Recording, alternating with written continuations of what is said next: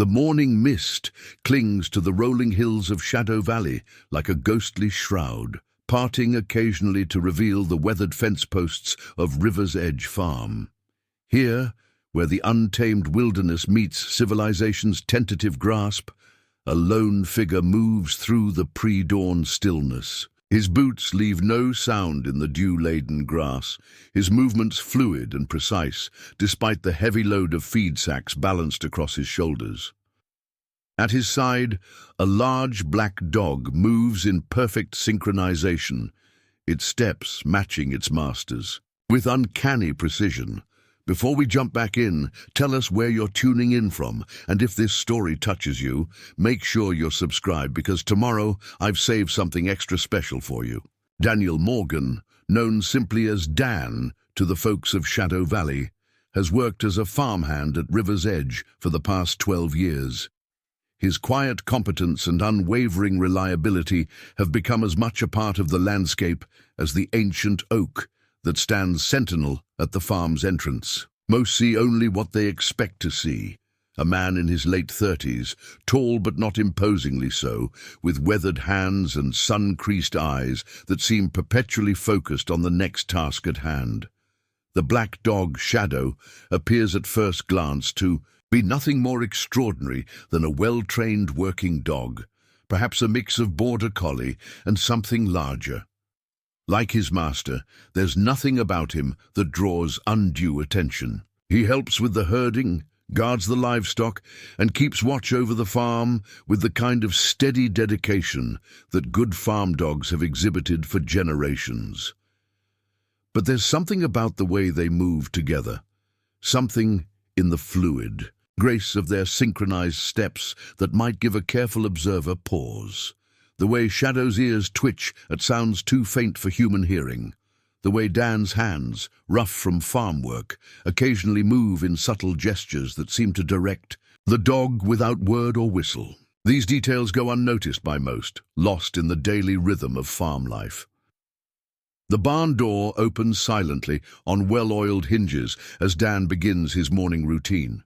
Inside, the livestock stir, recognizing his presence. Shadow takes up his usual position, but his alertness suggests something more than simple animal watchfulness. His eyes scan the shadows with an intelligence that seems almost human, while Dan methodically distributes feed with movements that carry an economy of motion more suited to a dancer or a fighter than a simple farmhand. "Morning, Mr. Rivers," Dan calls out softly as the farm's owner approaches. Thomas Rivers, a man whose 60 years show in his silver hair but not in his stride, pauses at the barn entrance. He watches Dan work with the same expression he's worn for 12 years, a mixture of appreciation and something deeper, something that might be understood. "The telegraph came in late last night," Rivers says, his voice carrying the weight of concern. "Rawlins' gang hit another farm up north, third one this month." Dan's movements don't change, maintaining their steady rhythm, but Shadow's ears prick, are forward slightly. "Bad?" he asks, his voice neutral. "Family survived. Lost everything else." Rivers shifts his weight, a subtle tell of discomfort. They're moving south, following the valley. The implications hang in the morning air like the mist outside. Shadow Valley's isolation, once its greatest protection, has become a vulnerability. The railroad's western expansion has pushed desperate men into these remote areas, men who see isolated farms as easy targets. Dan continues his work, his movements never faltering. "Might want to mention it at the town meeting tonight," he suggests, quietly. "Folks should be prepared." Rivers nods slowly, watching as Shadow paces the barn's perimeter with measured steps. "Already planned to, though preparation only goes so far against men like the Rawlins gang. 7 of them now, according to the Telegraph, all armed, all riding with blood on their hands. A horse whinnies nervously in its stall, picking up on a tension that seems to have no visible source. Shadow appears instantly at its side, his presence somehow calming the animal. Dan straightens, adjusting his worn leather vest with hands that appear rough and clumsy, but move with subtle precision. "Town's got Sheriff Patterson," Dan observes, his tone carefully neutral. Rivers makes a sound that might be a laugh, but carries no humor. "Patterson's a good man with good intentions, but he's one aging lawman with 2 green deputies against 7 killers." He lets the sentence hang unfinished. The morning light, streaming through the barn's high windows, catches dust motes in its beams, creating patterns that dance and shift like memories best left undisturbed. Dan moves to check the horses. His steps, silent despite the rough wooden floor, Shadow follows, their movement once again in perfect synchronization. "Sometimes good intentions are enough," Dan says softly. "Sometimes they're not." Something in his voice makes Rivers look at him sharply, but the farmhand's face reveals nothing but his usual calm focus. The farm's rooster announces dawn with sudden enthusiasm, making the moment feel almost mundane. Almost, but Rivers has known Dan Morgan for 12 years, has watched him work, and has noticed things that others might miss. The way he always seems to know when trouble's coming. The way Shadow appears seconds before he's needed. The way dangerous men who sometimes drift through the valley tend to drift right back out after passing River's Edge Farm. 12 years, Rivers says suddenly, causing Dan to pause in his work. 12 years you've worked this farm, never asked for a raise, never complained about the long hours, never talked about where you came from or why you chose Shadow Valley. It's not quite a question, but the inquiry hangs in the air nonetheless. Dan runs a hand along Shadow's head, a gesture that looks like simple affection, but carries an air of communication. "Good land," he responds. "Good people, place a man could. Put down roots, and if trouble comes, if the Rawlins gang decides Shadow Valley looks promising." The farmhand's movements remain unhurried as he begins cleaning tools with the same precision he brings to every task. "Everything has its season, Mr. Rivers. Growing season, harvest season." He pauses, testing the edge of a scythe with practiced care. "Sometimes other seasons." Rivers watches as Shadow moves to the barn door, his posture alert, but not tense. The dog's black coat seems to absorb the morning light, making him look like a piece of living shadow. "They say the gang's leader, Marcus Rawlins, used to run with the army, special forces or some such. Man knows his business when it comes to violence." Dan's hands never pause in their work, but something shifts in his bearing, subtle as a change in wind direction. Military experience can be useful on a farm. Discipline, organization, understanding of tactics. His voice remains mild, but each word carries a weight that seems to sink into the barn's weathered wood. Of course, there's other kinds of experience too, different kinds of training. Shadow returns to his master's side, and for a moment Rivers sees something in their combined stance that makes him think of old stories, legends from the Far East about warriors who learned to fight alongside animal companions, becoming something more than either man or beast alone. "Had a strange visitor last week," Rivers says carefully, watching Dan's reaction. "Government man asking questions about the valley, seemed particularly interested in a story from about 13 years back. Something about a special military program way up north, training program that went wrong. Man and dog teams, bred and trained for something more than regular service. Program got shut down when things went sideways. Most of the teams were eliminated, but one pair vanished, never found. The morning light has grown stronger, burning away the last of the mist outside." Dan straightens from his work, his movements containing that same fluid grace that never, and quite fits with his role as a simple farmhand. Shadow stands at his side, their shadows merging on the barn floor into a single shape. "Interesting story," Dan says quietly. "Probably best it stays that way, just a story." Rivers nods slowly, understanding passing between them like a current. "Probably best," he agrees, "though I expect we'll have some real stories of our own soon enough. If the Rawlins gang keeps moving south, Dan returns to his work, his movements precise and measured. Shadow resumes his patrol of the barn's perimeter, each step placed with deliberate care. To anyone watching, they're just a farmhand and his dog going about their morning routine. But Rivers sees how Dan's hands move with a grace that speaks of more than farm work, how Shadow's patrol pattern covers every possible approach with tactical precision. Funny thing about stories, Dan says as Rivers turns to leave. Sometimes they're just entertainment, sometimes they're warnings, and sometimes... He pauses, checking the barn door's hinges with careful attention. Sometimes they're promises. Rivers steps out into the strengthening morning light, leaving Dan and Shadow to their work. Behind him, the barn door closes with soft precision, its well-oiled hinges making no sound.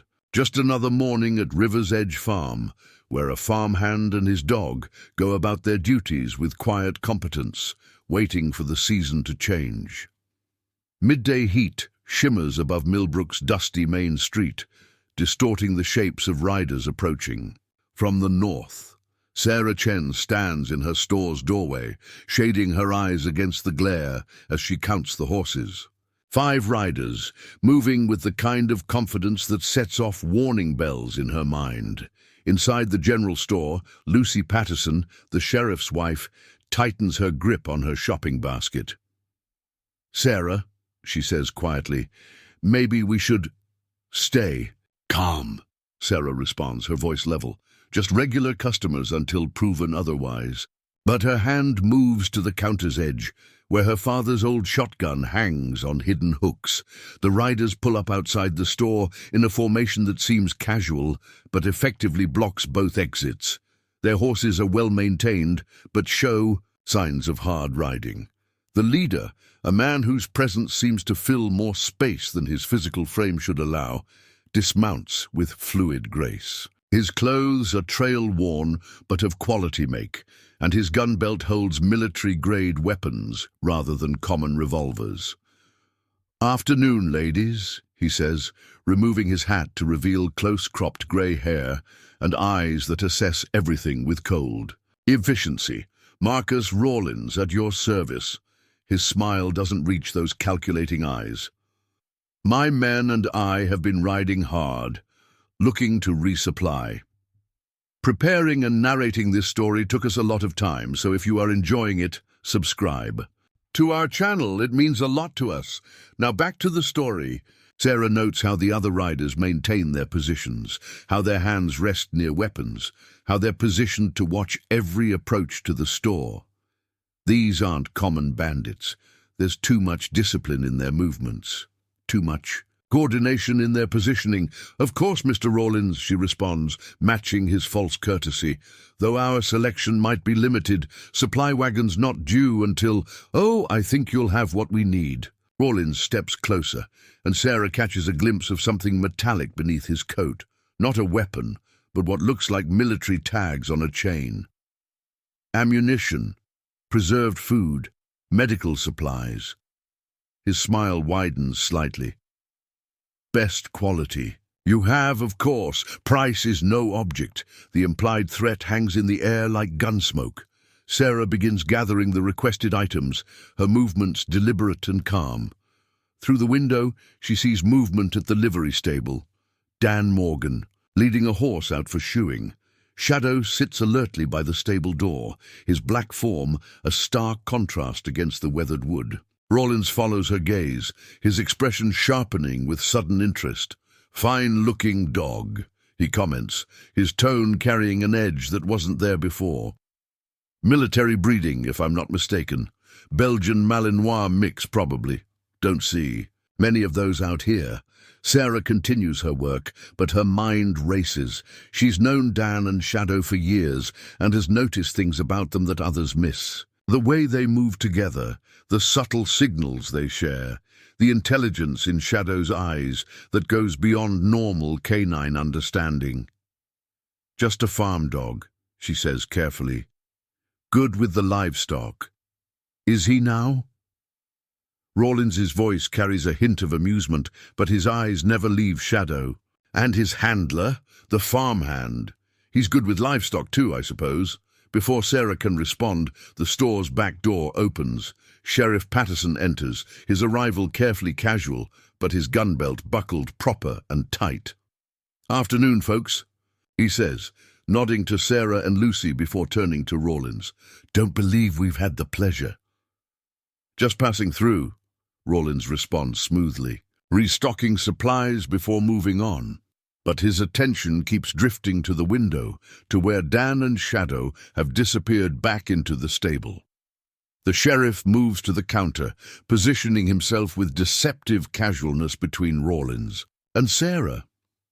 "Funny thing about passing through," he says, his voice carrying the weight of authority earned through years of service. "Usually works better if you keep moving. Standing still too long, well, that's not really passing through anymore, is it?" One of Rawlins's men shifts in his saddle, hand moving toward his weapon, but the leader makes a subtle gesture and the movement stops. The level of instant obedience, the precision of the response, confirms Sarah's suspicions about their military background. "Understanding man like yourself," Rawlins says to Patterson, "must know travelers sometimes need rest. Time to appreciate local hospitality." His smile shows too many teeth. "Get to know the community." "Community's been mighty peaceful," Patterson responds. "Like to keep it that way." Peace. Rawlins tests the word like he's sampling a questionable vintage. Valuable commodity, peace. Sometimes it needs proper management. He places payment on the counter, too much for the supplies gathered. "For your trouble, miss, and a little extra for future considerations."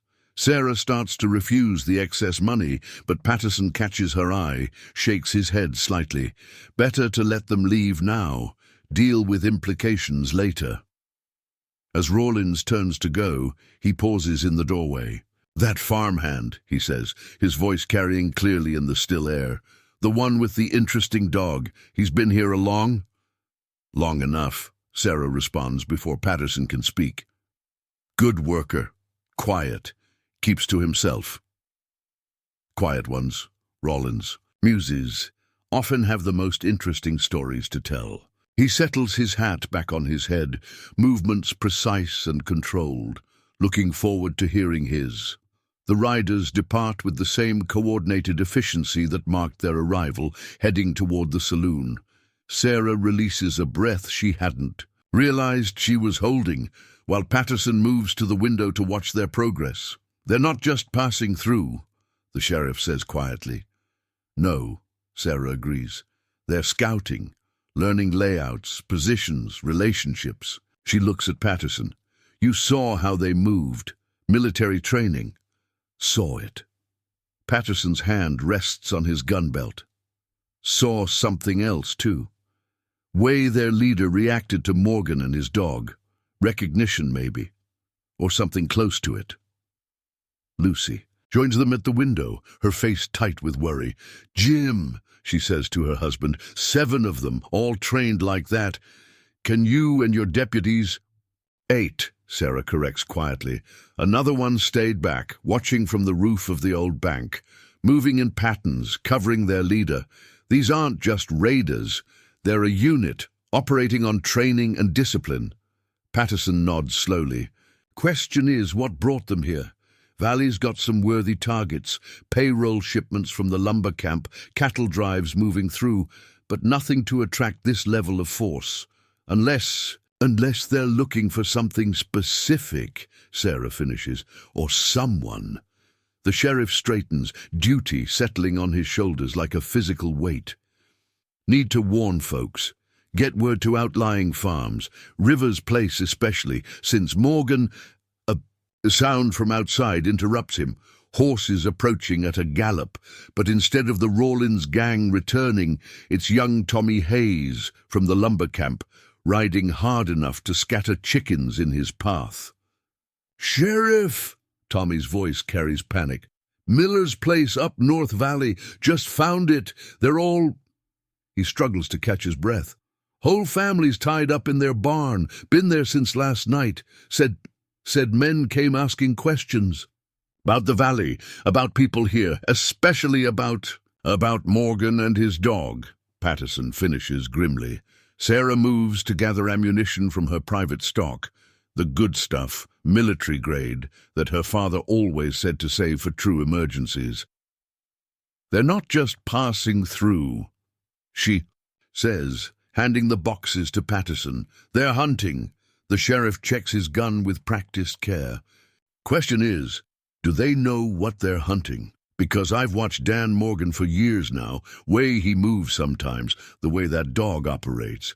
Been starting to think maybe we're not the only ones who need warning. Sarah remembers the cold assessment in Rawlins's eyes when he spotted Shadow, the way his casual manner slipped for just a moment. Maybe, she says quietly, they're about to learn why some things are better left alone, like trying to hunt something that might be hunting you right back. Outside, the heat continues to shimmer above the street, distorting perspectives and hiding true distances. In the livery stable, Dan Morgan works steadily, his movements carrying no hint of concern. Shadow sits in his accustomed place, watching the street with alert interest. They look completely ordinary. A farmhand and his dog going about their daily routine. But Sarah Chen, who has spent years watching and wondering, thinks she sees something else. Something in the way Dan's hands move with controlled precision, the way Shadow's attention never wavers from potential threat vectors, the way they operate in subtle synchronization that speaks of years of training. She thinks about Rawlins and his men, about their military bearing and coordinated movements, about the cold purpose in their leaders' eyes. And she wonders who should really be worried about the hunt to come, the hunters, or their supposed prey, because Sarah Chen's father taught her more than just how to run a store. He taught her to read people, to see beneath surfaces, to understand. That true danger often hides behind the most ordinary facades. And everything about this situation suggests that Shadow Valley is about to discover exactly what kind of man they've had working their farms these past 12 years. The only question is, will the valley survive the revelation? Dusk settles over River's Edge Farm like a heavy blanket, bringing with it an unusual stillness. Even the cicadas seem subdued, as if nature itself senses the approaching confrontation. Emily Rivers stands at her bedroom window, watching Dan Morgan complete his evening routine with Shadow by his side. Something about their movements tonight seems different, more deliberate, more focused. A soft knock at her door draws her attention. "Emily," her father's voice carries quiet urgency.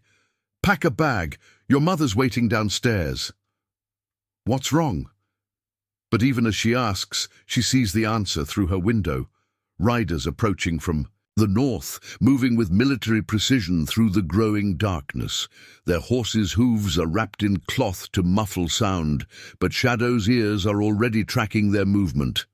"Just a precaution," Thomas Rivers assures her, but his weathered face carries worry she's never seen before. Dan thinks. A sharp whistle cuts through the evening air, 3 quick notes followed by a longer tone. Emily recognizes it as Dan's signal to Shadow, but something about its pattern makes her father stiffen. "That's not his usual call," she says. "No." Rivers moves to the window, his expression grim. "It's a warning. One he and I arranged years ago, though I hoped we'd never need it." He turns to his daughter, authority filling his voice. "Get your things, now." Outside, Dan Morgan straightens from his work, his movements unhurried but purposeful. Shadow stays close, their synchronized steps taking them toward the barn. To anyone watching, they appear to be simply finishing their day's tasks.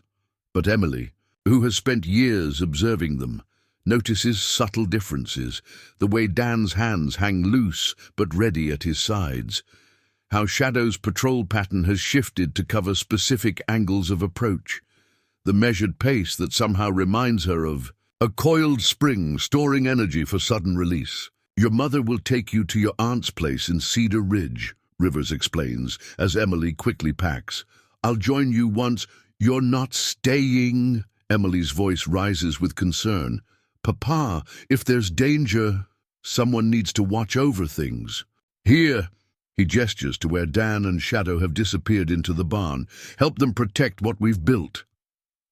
Before Emily can argue further, Sarah Chen's wagon appears in the farm's southern entrance, driven by Lucy Patterson. The sheriff's wife looks nervous but determined, a rifle resting across her lap.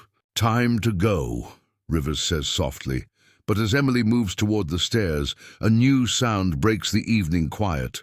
Horses approaching at a gallop, from the east this time. Not the stealthy movement of Rawlins's advance team, but something more urgent. Mike Tucker, the younger deputy, practically falls from his horse in his haste to reach the house. "Mr. Rivers, they've taken the school." "What?" Rivers' face goes pale. "But it's empty at this hour." "No, sir. Miss Thompson was holding evening lessons for the Hayes children. Rawlins's men, they're demanding Morgan come to town. Say they'll start shooting kids if he doesn't show up within the hour." The news hits like a physical blow. Emily thinks of young Tommy Hayes, who sits behind her in Sunday school, and his little sisters, innocent children caught in a web of adult violence. Movement catches her eye. Dan emerging from the barn, Shadow at his side. Their posture has changed completely. Dropping all pretense of being simple farm workers, they move with fluid grace that speaks of years of training, their coordination so perfect it seems almost supernatural. "Tell Morgan to stay put," Rivers commands. "We'll figure another way." "No!" Dan's voice carries clearly from the yard below, pitched to reach them without shouting. "This ends tonight." He approaches the house, and Emily barely recognizes the man who's worked their farm for 12 years. Gone is the careful illusion of awkward humility. Each step speaks of lethal capability, matched perfectly by Shadow's predatory grace. "You can't give yourself up," Rivers argues. "That's what they want. They want to capture us, force us back into their program." Dan checks something at his belt.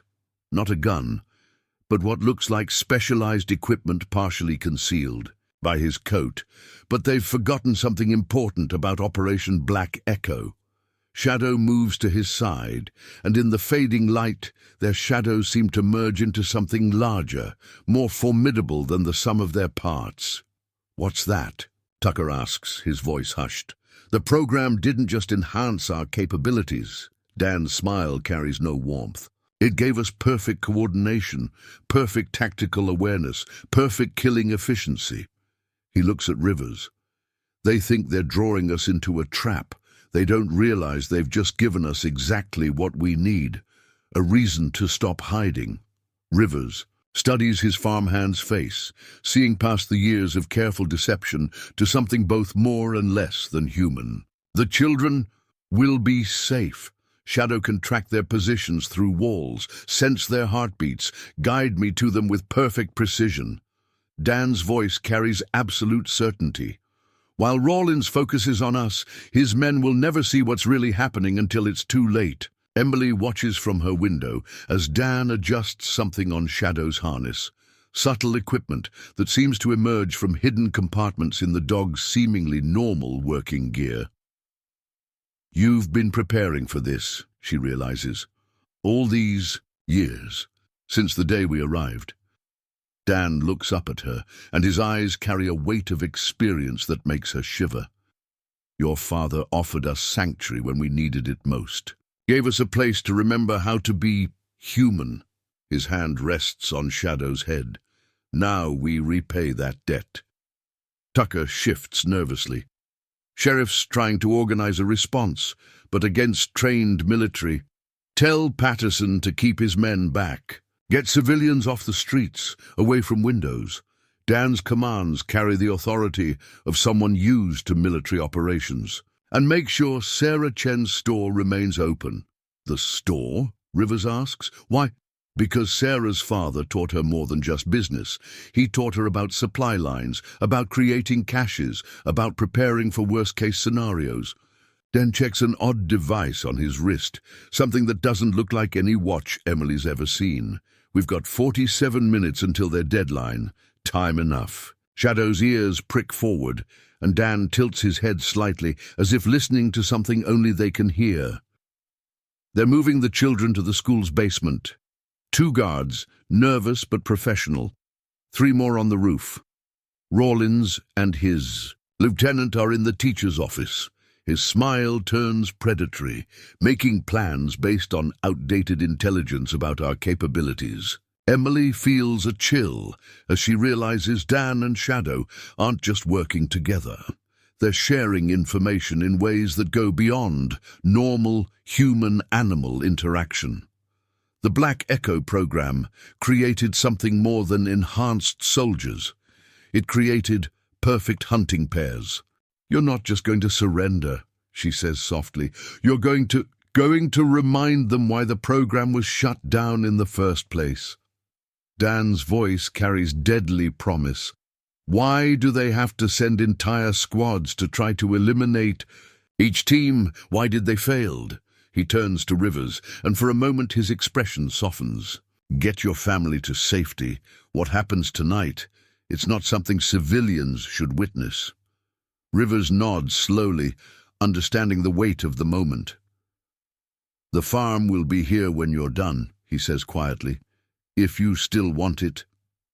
Thank you." Dan's gratitude carries layers of meaning. For giving us a chance to be more than what they made us. For helping us remember that being human isn't about capabilities. It's about choices. Shadow moves with liquid grace toward the road, and Dan falls into step beside him. Their movement seems to flow together, 2 parts of a single deadly organism moving with perfect coordination. "Dan," Emily calls out suddenly, will you come back?" He pauses, looking back at the farm that's been his home for 12 years, at the family that helped him remember who he was beneath the programming and enhancement. "Some things you can't walk away from," he says finally. "Some fights follow you until you end them." His eyes meet hers with surprising gentleness. "But some places become part of you if you let them, become worth protecting at any cost." Then he and Shadow move into the gathering darkness, their forms seeming to blur at the edges, becoming something that belongs more to shadow than light. Emily watches until she can't see them anymore, but she feels the change in the air, the shift from peace to deadly purpose. Because tonight, Shadow Valley will learn why some secrets are kept hidden. Why do some weapons choose to become farmhands? Why some hunters decide to protect rather than destroy? And in the growing darkness, as Dan Morgan and his extraordinary companion move toward their confrontation with the past, Emily Rivers understands that she's witnessing more than just the end of their deception. She's watching the beginning of a hunt, but this time the hunters have become the hunted. And the night belongs to shadows. The midnight moon casts silver shadows across Millbrook's Main Street as Sheriff Patterson oversees the transfer of Rawlins and his men to reinforced cells. Federal marshals won't arrive until morning, leaving the town to guard prisoners far more dangerous than their jail was designed to hold. Inside Sarah Chen's store, Dan Morgan studies a series of documents spread across the counter, papers seized from Rawlins's equipment. Shadow prowls the store's perimeter, his enhanced senses monitoring the surrounding streets with supernatural acuity. "Private military contractors," Sarah observes, examining financial records with her merchant's eye for detail. "Shell companies, leading back to something called Project Echo Revival. They weren't just trying to capture you, they're trying to restart the program." "With improvements," Dan confirms grimly. His fingers trace complex diagrams, neural interface designs, genetic modification protocols. They've spent 13 years advancing the technology. All they needed was a successful prototype to validate their approach. "You and Shadow," Thomas Rivers says from his position near the window. He'd refused to evacuate with his family, insisting, on staying to help. But why now, after all this time? Dan's hands move across the documents with the same precision he once used for farm work. But now there's no hiding the military efficiency in his movements. Because they're ready for mass production, these requisition forms, they're setting up facilities, training centers. They've got buyers lined up, foreign governments willing to pay billions for enhanced soldier pairs. But they need to prove it works first, Sarah concludes. Need to show that the original program created something viable. More than that. Dan's expression darkens as he examines another document. They need our neural mapping data, the successful integration patterns between handler and companion. Without that, they're just creating enhanced individuals, not true teams. Shadow's ears prick suddenly, and Dan tilts his head in that uncanny way that suggests they're sharing information beyond normal human perception. "Incoming," he says quietly. "Northern perimeter. 2 vehicles, military grade, trying to run quietly." Patterson moves to the window, but his human eyes see nothing in the darkness. More of Rawlins's people. No. Dan's voice carries certainty. Different tactical approach. More professional. He turns to Sarah. "Time to implement contingency 3. She nods sharply, moving to a hidden panel behind her counter. From it, she retrieves a set of specialized equipment, communication devices, tactical gear, things that seem impossibly sophisticated for a small-town store. "Your father didn't just teach you about business, did he?" Rivers asks, watching her handle the equipment with practiced ease. "Dad believed in preparation," Sarah responds, activating complex devices with familiar skill.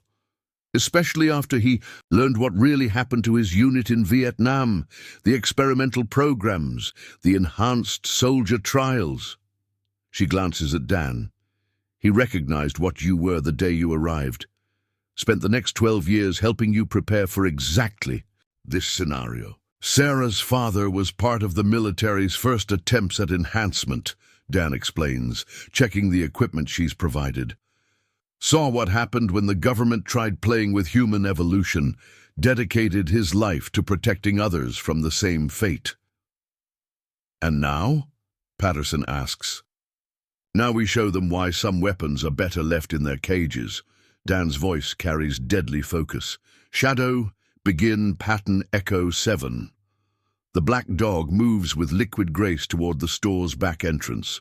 Through the windows they watch his form seem to dissolve into the darkness, becoming indistinguishable from natural shadows. "They'll try to secure the jail first," Dan continues, making minute adjustments to equipment that looks more advanced than anything Patterson's seen outside of military facilities. "Think Rawlins and his team are their primary objective. Won't realize they're walking into a prepared kill zone." "Kill zone." Rivers's voice carries concern. "I thought you said non-lethal," Dan assures him. "But effective. Sarah's father helped us modify the original tactical protocols. All the efficiency, none of the fatality." His smile carries no warmth. "Sometimes living opponents send stronger messages than dead ones."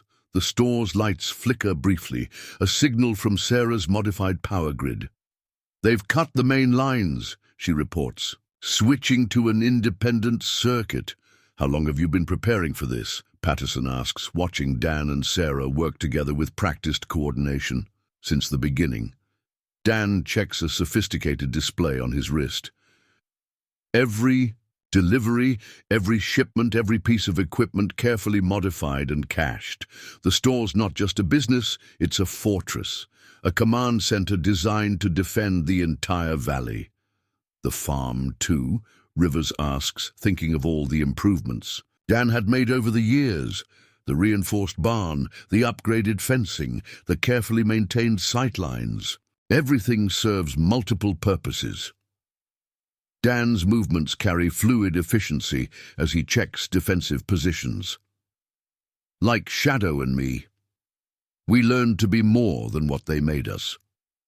Learned to hide our true capabilities behind simple facades. A working dog, a farmhand, a general store, all concealing something more complex. Sarah activates a hidden panel, revealing a bank of monitors showing thermal imagery of the approaching vehicles.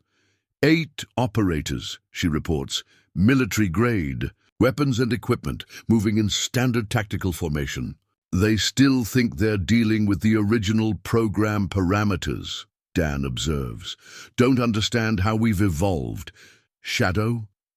A soft whine comes through their communication system, the dog reporting from his position.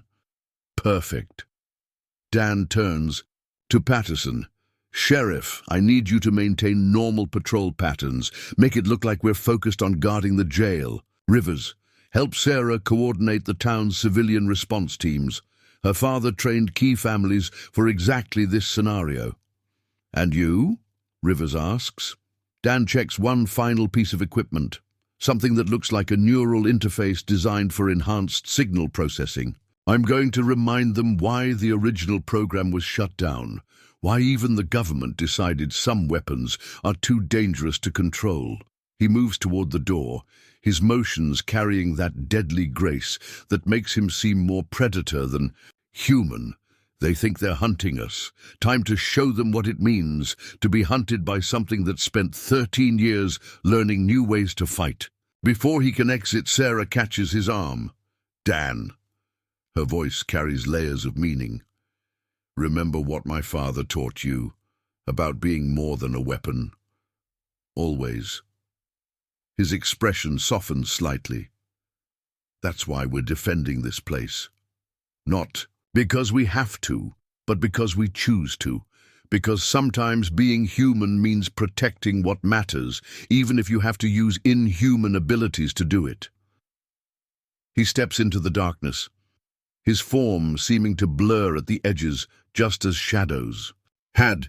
The night swallows him, leaving no trace of his passage. Rivers moves to help Sarah coordinate the town's defense network, watching as she activates systems that turn their peaceful valley into a sophisticated, tactical grid. Your father, he says quietly. He saw this coming. He saw possibilities. Sarah's hands move across complex controls with practiced efficiency. Saw what men like Rawlins would eventually try. Spent his life creating sanctuaries, safe houses, places where enhanced soldiers could escape the program. Dan and Shadow weren't the first he helped, just the most successful. Patterson joins them at the command center, his law enforcement experience helping him grasp the tactical implications. All these years, he muses, thinking we were protecting them. Never realized they were actually protecting us. That's what made them different, Sarah responds, monitoring multiple tactical displays. The other enhanced teams, they focused on survival, on staying hidden. Dan and Shadow, they chose to stand guard, to become part of something worth defending. Through the sophisticated surveillance system, they watched the approaching tactical team split into precise formations. Everything about their movement speaks of professional military training, of advanced equipment and sophisticated strategy. But they're moving through a killing field they don't even recognize. Every shadow could be shadow. Every innocent structure could conceal countermeasures developed through 13 years of careful preparation. And somewhere in the darkness, a weapon that chose to become human is about to remind them why some experiments are better left unfinished. Why some powers are better used to protect than to destroy. Because Dan Morgan and his extraordinary companion haven't just been hiding all these years. They've been evolving, learning, becoming something more than their creators ever imagined. And now, in the midnight darkness of Shadow Valley, they'll demonstrate why the most dangerous weapon isn't the one that kills without mercy. It's the one that chooses to show mercy until mercy is no longer an option. The recovery team's leader, Commander Alexander Drake, watches his target through advanced optical systems. Everything about Dan Morgan's posture reads as surrender. The slightly slumped shoulders, the open hands, the carefully non-threatening stance. Tactical analysis suggests a 98% probability of successful capture. gridlocked, his second in command. Reports through their neural-linked communication system. Target contained, no sign of the animal asset. Drake's enhanced vision zooms in on Morgan's face, searching for signs of the biological modifications his briefing described. No visible indicators, but something about the farmhand's expression sets off warning signals in Drake's tactical assessment protocols. Execute containment protocol, Drake orders. Maximum non-lethal force authorized. His remaining operators move with perfect synchronization, their movements enhanced by cutting-edge technology far beyond anything available to civilian markets. Their tactical gear incorporates everything Project Echo Revival has developed in 13 years of research. Neural dampers, sensory scramblers, electromagnetic disruption fields. Dan Morgan doesn't move as they approach, doesn't react as they activate containment systems designed specifically to neutralize enhanced subjects. Doesn't even seem to breathe. That's when Drake's tactical systems scream a warning, because no human, enhanced or otherwise, can maintain that level of stillness, can exist in such perfect stasis that even advanced motion sensors read them as stationary objects. Abort! Drake's command comes too late. The figure they'd been approaching, the one their systems had identified as Dan Morgan, dissolves into shadow. Not metaphorically, not as some tactical maneuver, but literally breaks apart into patterns of darkness that their enhanced vision can't process. Sensor ghost, Drake realizes. He's learned to project thermal and optical signatures that a sound cuts through the night, that haunting whistle they'd been warned about, but now it carries harmonics that their tactical systems can't filter. Drake watches in horror as his operators' neural interfaces begin to malfunction, their enhanced capabilities turning against them. Shut down all enhancement protocols, he orders. Revert to basic tactical. Movement catches his eye. Real movement. This time, not sensor ghosts or tactical deceptions. Dan Morgan steps out of shadows that shouldn't have been able to conceal him, his posture carrying none of the farmhand's careful humility. Now, he moves with predatory grace that makes their own enhancements look crude and primitive in comparison. Interesting technology, Dan observes, his voice carrying harmonics that seem to bypass their audio filters. Neural interfaces, sensory enhancement, tactical coordination systems. Almost impressive. Drake signals his remaining operators to hold position. Stand down, Morgan. The program owns you. Your enhanced capabilities, your very existence. That's where you're wrong. Dan's smile carries no warmth. The program created us, yes, but we evolved beyond their parameters years ago. His head tilts slightly, listening to something only he can hear. Shadow? The black dog materializes from darkness that Drake's tactical systems swear was empty a moment ago. But dog no longer seems an adequate description. Shadow moves with liquid grace that defies normal physics, his form seeming to shift between solid matter and living darkness. My God, Drake breathes. What have you become?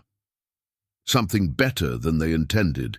Dan's voice carries deadly focus. Something that chose its own purpose instead of accepting programmed imperatives.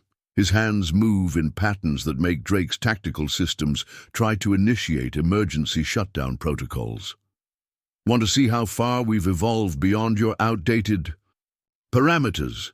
Drake signals his operators to attack, their enhanced capabilities operating at maximum capacity. They move with superhuman speed and coordination, deploying countermeasures specifically designed to neutralize enhanced subjects. But Dan Morgan isn't just an enhanced subject anymore. 13 years of careful preparation, of evolving beyond original specifications, of learning to be more than a weapon.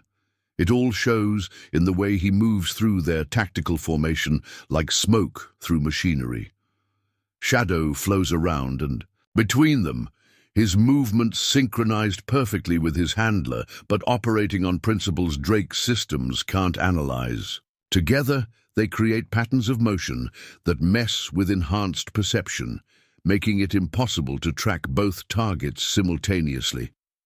Impossible! Drake's second-in-command gasps as another operator goes down.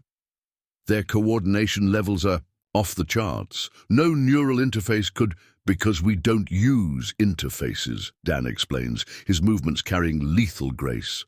We learn to communicate on levels your technology can't match. Learn to operate beyond normal, tactical parameters. Drake watches in growing horror as his elite team is systematically dismantled. Not through violence or superior firepower, but through an ability to operate outside everything their enhanced capabilities are designed to counter. Shadow seems to flow through solid objects, appearing where tactical systems insist nothing could hide. Dan moves with precision that makes their enhanced reflexes look clumsy and predictable. Together they create patterns of attack that bypass every countermeasure, every tactical protocol, every enhanced defense. "Stand down," Drake orders, desperation creeping into his voice. "Project Echo Revival has unlimited resources. Whatever you've become, we can..." "Can what?" Dan's voice carries something almost like pity. "Try to control us? Force us back into outdated parameters?" His movements flow like water through their defensive formation. "You don't understand what we are anymore, what we chose to become." Shadow materializes beside his handler, their forms seeming to merge in ways that defy tactical analysis. Drake's enhanced vision tries to separate them into distinct targets, but fails, reading them as a single entity operating on principles beyond normal physics. "The program tried to create weapons," Dan continues, his voice carrying harmonics that make their neural interfaces fluctuate wildly. "But they gave us the ability to evolve, to learn, to become more than their limited vision could imagine." Drake activates his final countermeasure, a neural disruption field designed to overload enhanced cognitive functions. But Dan and Shadow move through it like it doesn't exist, their coordinated attacks dismantling his remaining defenses with surgical precision. "How?" Drake demands, as his last operator goes down. "How did you advance so far beyond..." "Because we stopped trying to be weapons." Dan's movement flows like liquid grace as he approaches the commander. "Started learning to be protectors instead. Started understanding that true power isn't about enhancement. It's about choice." Shadow circles them with predatory focus, his form shifting between solid matter and living shadow in ways that make Drake's tactical systems crash, trying to analyze the impossibility. "The program created us to be perfect killing machines," Dan acknowledges. "But we chose to be something else, choose to protect instead of destroy, to guard instead of hunt." His smile carries no warmth. "Want to see the difference?" Drake raises his enhanced combat systems to maximum output, preparing for one final attempt at containment.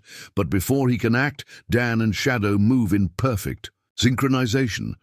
Their attack isn't enhanced combat or tactical superiority. It's something else entirely. A perfect coordination between man and animal that operates on principles beyond military science. They flow around Drake's defenses, like water around stone, neutralizing his enhanced capabilities with precise efficiency. "Impossible!"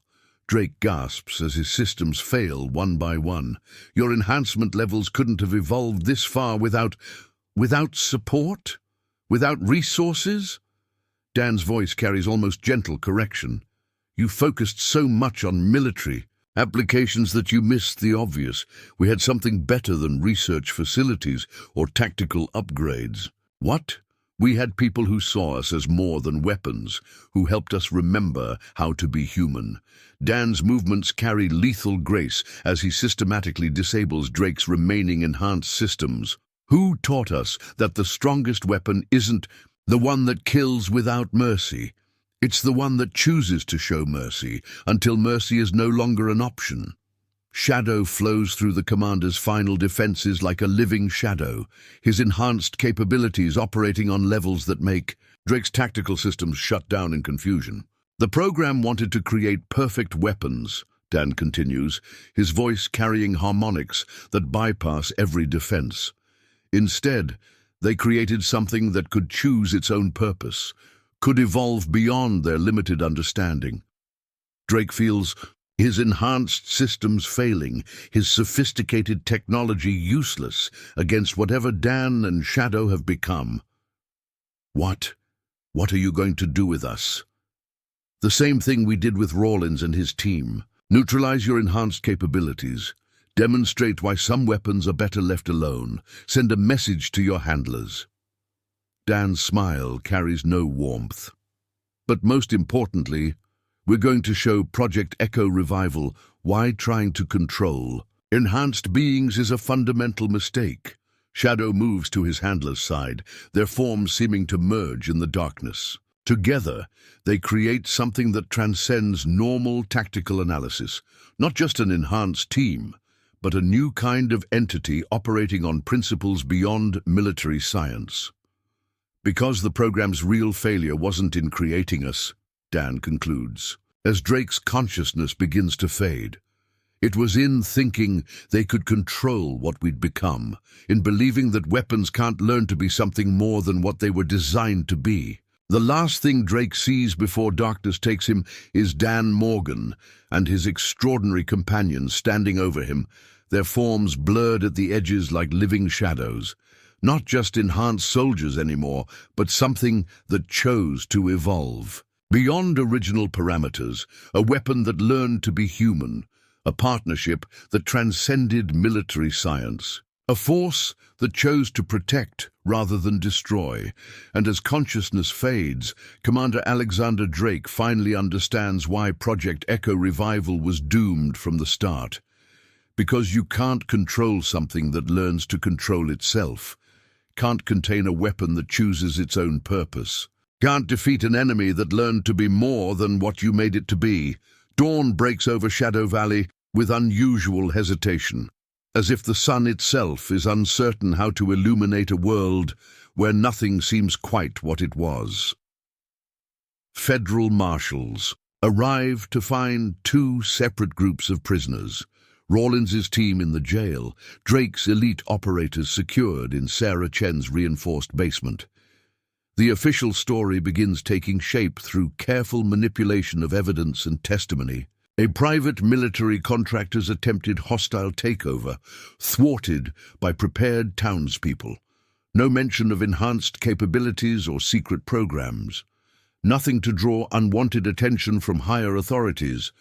But Shadow Valley's residents know their world has changed. They gather in Pete Wilson's saloon, speaking in hushed voices about what they witnessed, about how their quiet farmhand and his remarkable dog became something else entirely. Never seen anything like it, Mike Tucker tells his rapt audience, nursing a morning coffee that's more for steady hands than alertness. The way they moved wasn't natural, wasn't unnatural either. Was like watching water flow through machinery, like watching shadows come alive. Sarah Chen enters the saloon, carrying documents that need Pete's signature for supply requisitions. The conversations pause, then resume with greater intensity. Everyone knows now that her store was never just a store, that her father's legacy involved more than merchant skills. They're saying in town, Martha Hayes ventures carefully, that you knew, that your father helped them prepare for something like this. Sarah's hands move across the paperwork with practiced efficiency, but her voice carries quiet authority. My father believed in balance, in having the right tools for necessary tasks, in helping good people protect what matters. But what they are, George Thompson, the blacksmith, struggles to find words. What we saw last night is exactly what they've always been, Sarah interrupts gently. Guardians who chose to protect rather than destroy, who used their capabilities to defend rather than dominate. The saloon's door opens, admitting Thomas Rivers. He looks tired but composed, carrying himself with the dignity of someone who's faced hard truths and made peace with them. "Dan's at the farm," he announces to the waiting crowd. "Says there's work to be done. Animals don't feed themselves just because the world changes." A ripple of something like relief passes through the gathering, because this at least feels normal. Feels like the Dan Morgan they've known for 12 years, who never let anything interfere with necessary tasks. But Thomas Rivers sees the questions in their eyes, the uncertainty about how to proceed, about how to reconcile the quiet farmhand with what they witnessed in the darkness. "You know," he says carefully, "when Dan first came to us, he asked one thing. Not for shelter, not for security, but for a chance to be useful, to do work that helped rather than harmed." The gathered townspeople listen intently, seeking understanding in his words. "I didn't know then what he and Shadow were," Rivers continues. "Didn't know about programs or enhancements or military science. Just knew I was looking at someone who wanted to build rather than destroy, to protect rather than threaten." He accepts. A coffee from Pete, his weathered hands steady around the cup. 12 years he's worked our land, helped our community, used capabilities we never suspected to guard what we were building. Not because he had to, but because he chose to. "But what happens now?" Martha Hayes asks the question they're all wondering. "Now that others know where to find them?" "Now we do what communities do," Sarah Chen answers. "We adapt. We support each other. We protect what's ours." Her voice carries her father's quiet strength. Because Dan and Shadow aren't just enhanced assets or military experiments. They're part of Shadow Valley, part of us. Through the saloon's windows, they can see normal life attempting to resume. Children walk to school, shops open their doors, farmers head to their fields. But there's a new awareness in how people move, how they watch the shadows, how they understand their world. "Sheriff Patterson deputized some of us," Mike Tucker offers, "teaching us what to watch for, how to coordinate with Sarah's security systems." "The Chen family's been doing that for years," Sarah acknowledges, "creating networks of prepared citizens, building communities that can defend themselves against various threats." "Like private military contractors?" Pete's voice carries dry humor. "Like anyone who threatens what we've built." Sarah's tone brooks no argument. "Because that's what Dan and Shadow have been teaching us all along, whether we knew it or not. That true strength isn't in weapons or capabilities. It's in choosing how to use what you have." The saloon's door opens again, admitting Emily Rivers. She carries herself differently now, the events of the night having burned away some of her youthful innocence. But there's new strength in her posture, new understanding in her eyes. "Dan's working with the horses," she reports. "They were spooked by all the activity, but it's strange. They still trust him completely, Shadow too, like they understand that what they saw wasn't something to fear." "Animals often see clearer than humans," Thomas Rivers observes. "See past surface appearances to essential truths." "And what truth is that?" George Thompson asks. "The Dan Morgan and Shadow aren't just enhanced beings hiding among us. They're examples of what becomes possible when extraordinary capabilities are guided by ordinary decency, when weapons choose to become guardians." Sarah nods slowly, remembering her father's teachings. The program tried to create perfect killing machines. Instead, they created something that could choose its own purpose, could evolve beyond original parameters. "Into farmhands?" Martha Hayes sounds skeptical. "Into protectors," Sarah corrects. "Into beings who understood that true power isn't about capabilities. It's about choices, about using what you have to defend rather than destroy." Through the windows they watch Dan Morgan move through his morning routine. His movements still carry that fluid grace they witnessed in the darkness, but now it's tempered, controlled, directed toward constructive purposes. Shadow flows beside him like a liquid shadow, their coordination still perfect but now focused. On calming nervous animals, on maintaining the peaceful routines that keep the farm functioning.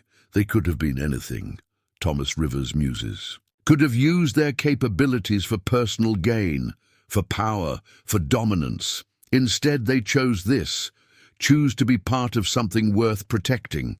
The gathered townspeople consider this, watching their familiar farmhand demonstrate that extraordinary abilities can serve ordinary purposes, that enhanced capabilities don't have to separate one from humanity. They can be used to support and protect it instead. So what do we do? Mike Tucker asks finally. How do we adapt to this new reality? We do what Shadow Valley has always done, Sarah Chen responds. We work together. We protect what matters. We help those who choose to use their strength for defense rather than dominance. The sun climbs higher over Shadow Valley, illuminating a world forever changed by revelation. But as its residents watch Dan Morgan and his extraordinary companion maintain their daily routines, they begin to understand something essential.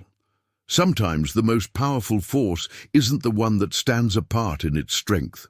Sometimes it's the one that chooses to blend in, to serve, to protect rather than dominate. Because Dan Morgan and Shadow didn't just hide among them for 12 years.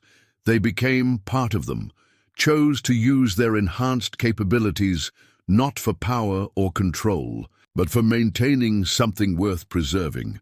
And in that choice, Shadow Valley's residents find hope. Hope that extraordinary abilities don't have to separate one from humanity. Those weapons can choose to become guardians, that communities can adapt to incredible truths without losing their essential character, because some changes, they're learning, don't weaken what they touch.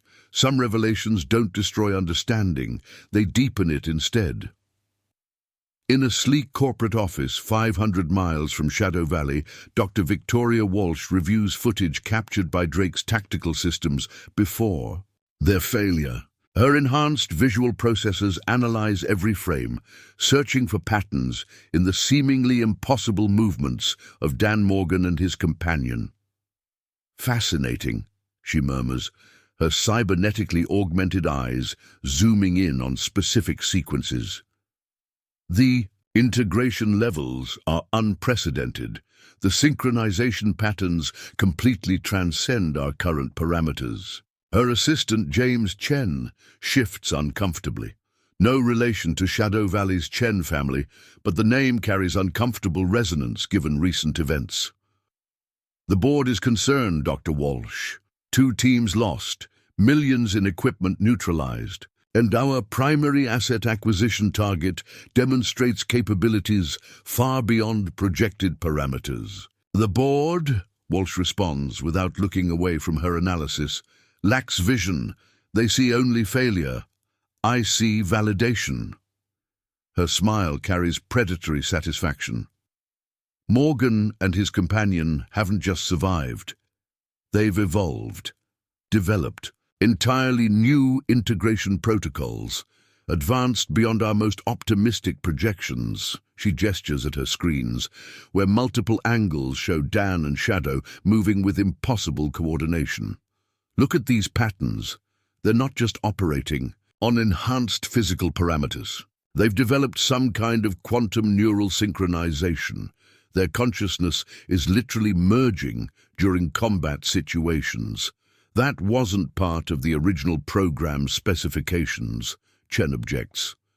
The Black Echo protocols were designed for enhanced communication and tactical coordination, not whatever this is. Exactly. Walsh's enthusiasm carries dangerous edges. They've transcended the program's limitations, evolved into something we never imagined possible. She activates additional displays, showing complex biological data. And now they've shown us it can be done. Give us a roadmap for the next phase of enhancement. Chen studies the data with growing unease. The board won't authorize another direct intervention, not after losing both Rawlins and Drake's teams. The board? Walsh says with careful precision, is about to be presented with a new approach. One that doesn't rely on crude tactical teams or outdated military protocols. Her augmented eyes shift through multiple viewing modes, analyzing every aspect of the combat footage. Morgan and his dog have shown us that true enhancement isn't about hardware or biological modifications. It's about transcending normal operational parameters entirely. She brings up new files, research data, experimental protocols, records of tests conducted in secret facilities. We've been approaching this wrong from the start, trying to control enhanced assets through technology and conditioning. Morgan and Shadow have demonstrated a better way, which is evolution through choice. Walsh's smile carries no warmth. They chose to become something more than weapons, chose to transcend their programming, chose to evolve beyond original parameters. She activates a secure communication channel, and now they've shown us exactly how it's done. A holographic display materializes, showing a sophisticated research facility hidden beneath corporate facades. Inside, rows of stasis chambers contain dogs similar to Shadow. Belgian Malinois mixed with something larger, something designed for enhanced capabilities. The next generation, Walsh explains, moving through complex data streams with practiced ease. But instead of forcing them into predetermined parameters, we'll let them choose their own evolution. Guide them toward transcendence through carefully structured experiences. Chen's unease grows as he studies the facility's specifications. Those chambers, they're not just for animals. Of course not. Walsh's augmented eyes shift through multiple perception modes as she examines her subjects. We'll need handlers, too, but not crude military assets like Rawlins or Drake. We need something more adaptable. She brings up personnel files, candidates selected for specific psychological profiles. Not hardened soldiers or tactical operators, but individuals with particular combinations of traits.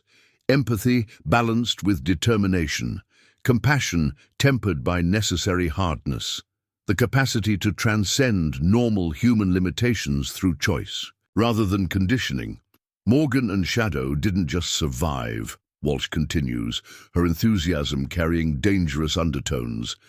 They showed us what's truly possible when enhanced assets are allowed to evolve naturally, when they're given the freedom to become something more than their original programming. The board won't approve human trials without the board, Walsh interrupts coldly, will understand that we're not conducting trials anymore. We're initiating emergence protocols, creating conditions that allow natural evolution toward enhanced states. She brings up more data, genetic sequences, neural mapping protocols, consciousness integration patterns. Morgan and Shadow achieved something we never managed through direct modification. They developed quantum neural synchronization through natural evolution, through choosing to become something more than the sum of their enhanced parts. Chen studies the research data with growing horror. You're not just trying to replicate their capabilities, you're trying to exceed them. I'm trying to understand them. Walsh's augmented eyes shift through combat footage with obsessive focus. They've demonstrated possibilities we never imagined, show us that consciousness itself can evolve beyond normal parameters. Now we just need to create the right conditions for that evolution to occur naturally. She activates new security protocols, sealing the facility against external observation. Morgan and Shadow were prototype accidents, enhanced beings who evolved beyond our control. The next generation will be guided by evolution, natural transcendence under carefully controlled conditions. And if they evolve in ways we don't anticipate, Chen's voice carries careful neutrality. If they choose directions we didn't intend, Walsh's smile carries absolute certainty. That's exactly what we're counting on. Morgan and Shadow showed us that true enhancement can't be controlled. It has to be chosen. has to evolve naturally through the integration of capability and consciousness. She brings up new data, test subjects already beginning the process. Dogs and handlers carefully, selected for specific traits, placed in structured environments designed to encourage particular types of evolution.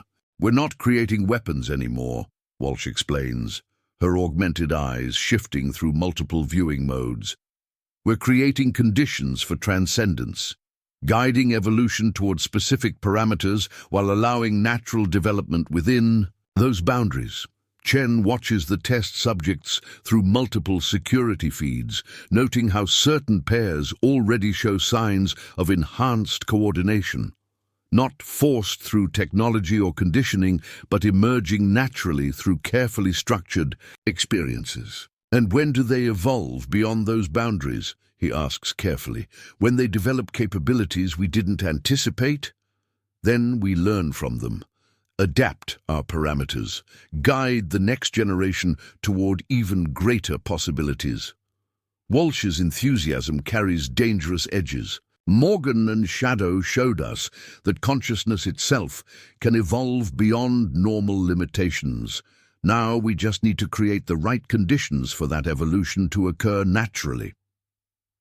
She brings up more research data, genetic sequences, neural mapping protocols, consciousness integration patterns, all designed not to force enhancement, but to encourage natural evolution toward enhanced states. The board sees a setback, Walsh continues, her augmented eyes shifting through multiple analysis modes. I see validation of everything we've theorized. Morgan and Shadow haven't just survived. They've shown us what's truly possible when enhanced beings are allowed to evolve naturally. And if they interfere, Chen asks quietly, if they discover what we're doing? Walsh's smile carries absolute confidence. They won't just discover it, they'll be drawn to it, because we're not trying to capture them anymore. We're creating something they'll want to protect, something that mirrors their own evolution from weapons to guardians. She brings up more security feeds, showing handler-dog pairs beginning to develop enhanced coordination. Not through technology or conditioning, but through natural evolution, guided by carefully structured experiences. Morgan and Shadow chose to become protectors, Walsh explains, her enthusiasm carrying dangerous undertones. So we'll create something that needs protection, something that mirrors their own journey from weapons to guardians. And when they come to investigate, they'll find more than they expected, Chen finishes, understanding dawning in his eyes. Exactly. Walsh's augmented eyes shift through multiple tactical simulations. Because while they've been evolving beyond military parameters, we've been learning, adapting, creating something that transcends crude concepts of weapons and control. She activates final security protocols, sealing their research behind multiple layers of protection. Morgan and Shadow showed us that true power isn't about enhancement, it's about choice, about conscious evolution towards something greater than original programming. And now we're creating an entire generation of enhanced beings who will make that same choice, Chen observes, under our guidance. Under our guidance, Walsh agrees, her smile carrying absolute certainty. Because sometimes the best way to understand something extraordinary isn't to capture it, it's to recreate the conditions that allowed it to evolve naturally. In her sophisticated displays, handler-dog pairs continue their carefully structured development, not forced into predetermined parameters, but guided toward natural evolution, toward transcendence that mirrors what Morgan and Shadow achieved through necessity and choice. Because Dr. Victoria Walsh understands something that Rawlins and Drake never grasped. Sometimes the most effective way to deal with enhanced beings isn't to control them, it's to become them instead. To evolve beyond normal parameters through choice rather than conditioning, and in her hidden facility that evolution has already begun. Dan Morgan stands in the pre-dawn stillness of River's Edge Farm, his enhanced senses detecting subtle changes in the world around him. Shadow sits beside him, their shared consciousness processing information far beyond normal perception. "You feel it too," Dan says quietly. Not a question, but a confirmation. Shadow's ears twitch in response, tracking frequencies beyond human. Hearing. Their neural synchronization has evolved far beyond the program's original parameters, allowing them to share not just tactical data, but deeper awareness. "Something's changed," Sarah Chen observes from the barn doorway. Her father's training helps her read subtle signs in their posture, in the way they process their environment. The enhanced teams they sent weren't just attacks, were they? They were tests. Dan's smile carries grim appreciation. Gathering data, analyzing our capabilities, learning how we've evolved. He moves with fluid grace toward the barn's hidden command center, shadow flowing beside him like liquid night. But they're not the only ones who can learn and adapt. Inside the reinforced chamber, Sarah activates sophisticated monitoring systems, technology far beyond what a rural store should possess. Dad's old contacts are reporting unusual activity, corporate facilities being modified, research teams relocated, resources being channeled through shadow accounts. Project Echo Revival is evolving, Dan confirms, studying complex data streams. Moving beyond crude military applications towards something more sophisticated. His enhanced perception processes multiple information sources simultaneously. They're not trying to capture us anymore. They're trying to understand us. Shadow's ears prick forward as new data appears. Genetic sequences, neural mapping protocols, consciousness integration patterns. The dog's enhanced senses detect implications that even sophisticated analysis systems might miss. They're creating more pairs, Sarah realizes, watching Dan and Shadow process the information with perfect synchronization. More handler-dog teams, but approaching it differently, Dan finishes, not forcing enhancement through technology or conditioning, creating conditions that encourage natural evolution. His expression carries complex understanding. Using our own development as a template, he brings up more data, his enhanced capabilities allowing him to process multiple information streams simultaneously. Look at these facility modifications. They're not building prisons or research labs anymore. They're creating environments designed to guide specific types of evolution. Like what happened with you and Shadow, Sarah asks carefully. The way you evolved beyond original parameters? Similar but controlled, structured. Dan's movements carry fluid precision as he analyzes complex patterns. They're selecting handlers and companions based on specific psychological profiles, creating conditions that encourage natural development of enhanced capabilities. Shadow moves to a particular display, his consciousness merging with Dan's to process deeper implications. Through their evolved connection, they share understanding that transcends normal communication.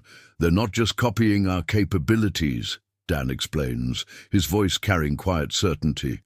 They're trying to recreate the conditions that allowed us to transcend original programming, to evolve from weapons into something more complex. Sarah studies the data with growing concern. How do we stop them? We don't. Dan's response carries surprising calm.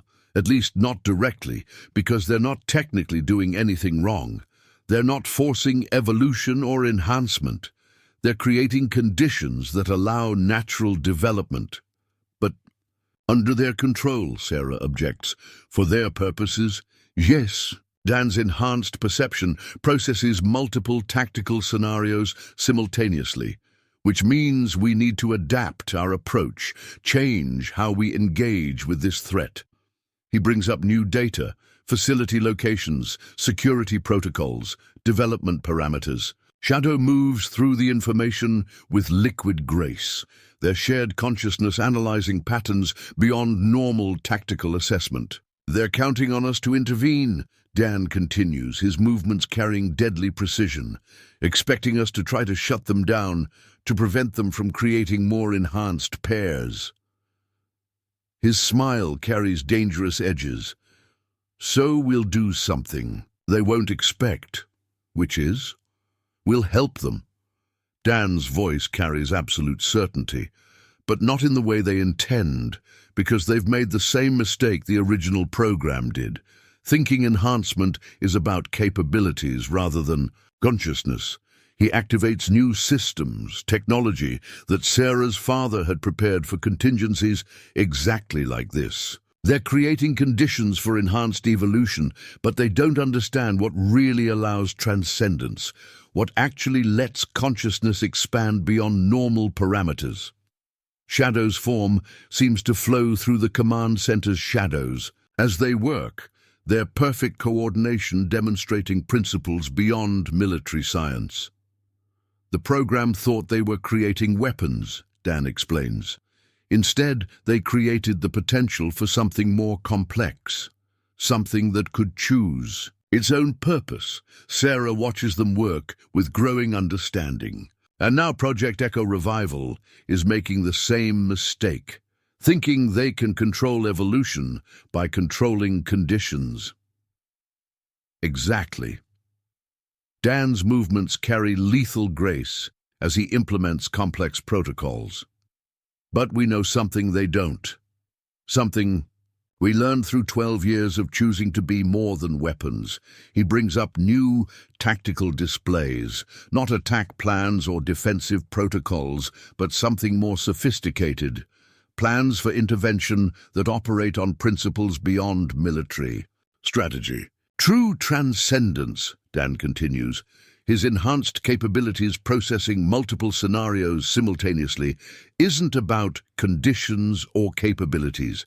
It's about consciousness choosing to evolve beyond original parameters, about becoming more than your programming through active choice. Shadow moves to his side, their forms seeming to merge in ways that defy normal perception.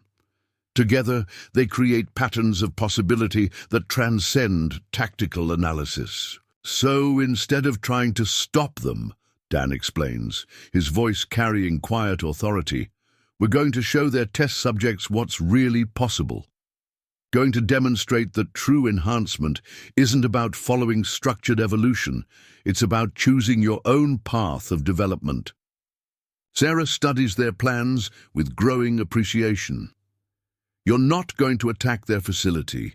You're going to inspire their subjects to make different choices. The same choice we made, Dan confirms. To become more than weapons. To use enhancement. For protection rather than dominance. His smile carries dangerous satisfaction. To evolve beyond anyone's control through conscious decision. He activates final protocols, implementing strategies that operate on principles beyond military science. Project Echo Revival thinks they're creating controlled evolution. Instead, they're creating the conditions for their own transcendence. For their subjects to choose paths they never anticipated. Shadow's form seems to flow through shadows as they work, their perfect coordination demonstrating possibilities beyond enhanced capability. Because that's what they never understood. About us, Dan continues. We didn't just survive or adapt, we chose to become something more than our programming. Choose to use enhancement for protection rather than control. Sarah watches them implement their strategies, understanding dawning in her eyes. You're going to turn their own evolution against them. We're going to show their subjects what's really possible, Dan corrects. Going to demonstrate that true transcendence isn't about following structured development, it's about choosing your own path of evolution. Through their sophisticated systems, they monitor Project Echo Revival's facility, watch handler dog pairs beginning their carefully structured development, see the potential for something beyond military applications or corporate control. They think they're creating weapons they can guide toward controlled transcendence. Dan observes his enhanced perception processing multiple possibilities simultaneously. Instead, they're creating the conditions for their own transformation, for their subjects to choose evolution beyond anyone's parameters. Shadow moves with liquid grace through the command center, their shared consciousness analyzing patterns. Beyond tactical assessment, together they implement strategies that operate on principles beyond military science or corporate control, because Dan Morgan and his extraordinary companion understand something that Project Echo Revival never grasped. True enhancement isn't about capabilities or conditions. It's about consciousness choosing to evolve beyond original programming. And in their hidden facility, that choice is about to become possible for others. Not through force or control, but through demonstration of what consciousness can become when it chooses its own path of development. The dawn breaks over Shadow Valley as they complete their preparations. Not for attack or defense, but for something more sophisticated, for showing others that true transcendence isn't about following structured evolution. It's about choosing to become something more than your programming intended. Because sometimes the most effective response to a threat isn't to fight it directly. Sometimes it's about demonstrating possibilities beyond anyone's control or expectations. About showing others that true power lies not in enhancement, but in the choice of how to use it. The first sign of complication arrives with the morning supply truck at Sarah Chen's store. The driver, a trusted contact in her father's network, brings more than just goods. Hidden among legitimate shipments are data packets containing disturbing intelligence. They're not just creating enhanced pairs, Sarah reports, studying encrypted information in her hidden command center. They're establishing a complete support infrastructure, research facilities, training centers, development protocols, all disguised as corporate expansion. Dan processes the information through enhanced perception, Shadow's consciousness merged with his to analyze deeper patterns.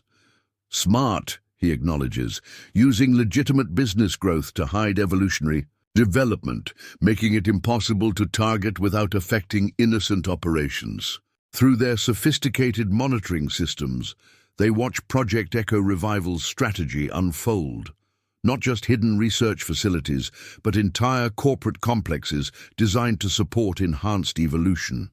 Shopping centers that conceal training areas, office buildings with secret development chambers, a whole network of legitimate businesses serving as cover for their true purpose. They're making it personal, Sarah observes, noting how many facilities are being established near Shadow Valley, surrounding us with potential threats while making it impossible to act without collateral damage. Not threats, Dan corrects, his enhanced capabilities detecting subtle patterns. Temptations.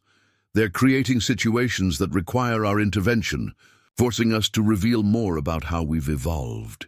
His smile carries grim appreciation, using our own protective instincts against us. Shadow moves to a particular display, his consciousness sharing deeper understanding through their enhanced connection. The screen shows construction plans for a new corporate complex less than 20 miles from River's Edge Farm. A trap, Sarah says. An opportunity, Dan counters, but not the one they think. His movements carry fluid precision as he analyzes complex data. They're trying to force us into choices that reveal our capabilities. Instead, we'll show them choices they never anticipated. But before they can implement their plans, new complications emerge. Thomas Rivers arrives with urgent news from town. The corporate expansion isn't just affecting Shadow Valley, it's changing the entire region's economic landscape. They're buying up land, Rivers reports, spreading property records across Sarah's counter. Not just for facilities, but for everything. Farms, businesses, water rights, creating economic pressure that forces people to accept their presence. Dan studies the documents with enhanced perception, detecting patterns beyond normal analysis. They're not just establishing cover operations, they're making themselves essential to the region's survival. making it impossible to oppose them without threatening innocent livelihoods. Sarah's sophisticated systems reveal the full scope of Project Echo Revival's strategy. They're not just building infrastructure for enhanced evolution, they're creating conditions that make their presence necessary for community survival. Clever, Dan acknowledges, his movements carrying deadly grace as he processes implications. They know we won't act against them if it means harming innocent people. Know our protective instincts won't let us disrupt operations that communities depend on. Shadow's form seems to flow through shadows as they analyze the situation, their shared consciousness detecting layers beyond tactical assessment. Through their evolved connection, they understand that Project Echo Revival isn't just creating enhanced pairs. They're building an environment that supports and protects their development. But they've made a crucial mistake, Dan continues, his enhanced capabilities processing multiple scenarios. They think making themselves essential to community survival protects them from interference. Instead, they've given us exactly what we need. Which is, Rivers asks, legitimate access. Dan's smile carries dangerous edges. They're not just building cover operations. They're creating channels we can use to reach their test subjects, to demonstrate possibilities they never intended. He brings up new tactical displays, showing how Project Echo Revival's expansion creates opportunities they never anticipated. Every legitimate business concealing enhanced development also provides paths for intervention. Every economic connection offers channels for influence.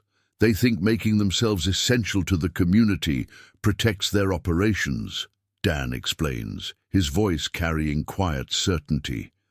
Instead, they're creating conditions that allow us to influence their evolution directly, to show their test subjects options beyond controlled development. But as they begin implementing their plans, more complications arise. Sheriff Patterson arrives with news that federal authorities are taking interest in the region's rapid corporate expansion. Investigators asking questions about unusual construction, patterns about sophisticated technology appearing in rural areas. They're not just looking at Project Echo Revival, Patterson reports. They're examining everything, every business, every land deal, every technological upgrade, including Sarah's store, Dan finishes, the farm's improvements, all our preparations and modifications. This presents a new challenge. They can't afford federal attention, can't risk investigations revealing the true nature of their capabilities. But they also can't abandon their plans to influence Project Echo Revival's evolution. So we adapt, Dan decides, his enhanced perception processing multiple solutions simultaneously. Use their own strategy against them, make our operations as essential to the community as theirs, create legitimate reasons for every modification and improvement. Shadow moves with liquid grace as they implement new protocols, their perfect coordination demonstrating principles beyond military science. Together, they begin reorganizing their operations, restructuring their preparations to withstand official scrutiny. We're not just hiding capabilities anymore, Dan explains as they work. We're creating legitimate frameworks that support enhanced evolution while serving community needs, making our presence as essential as theirs, but for different purposes. Sarah's sophisticated systems help them reorganize complex operations. Every hidden facility becomes part of legitimate community support. Every tactical modification serves dual purposes, enhancing their capabilities while providing needed services. They wanted to surround us with corporate infrastructure, Dan observes, his movements carrying lethal precision. Instead, we'll use that infrastructure to demonstrate different possibilities, show their test subjects that evolution doesn't have to follow controlled parameters. But the complications continue mounting. Emily Rivers arrives with news that Project Echo Revival isn't just buying land, they're offering opportunities. Jobs, training programs, educational initiatives, creating situations that make their presence attractive to the community's young people.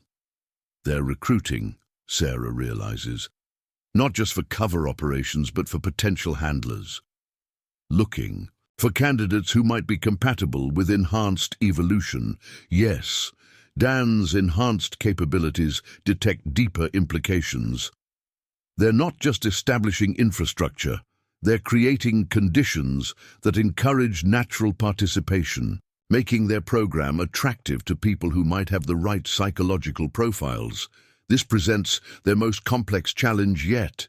They can't discourage opportunities that might benefit the community, can't interfere with legitimate programs that offer real advantages. But they also can't allow Project Echo Revival to recruit handlers without understanding the true nature of enhancement.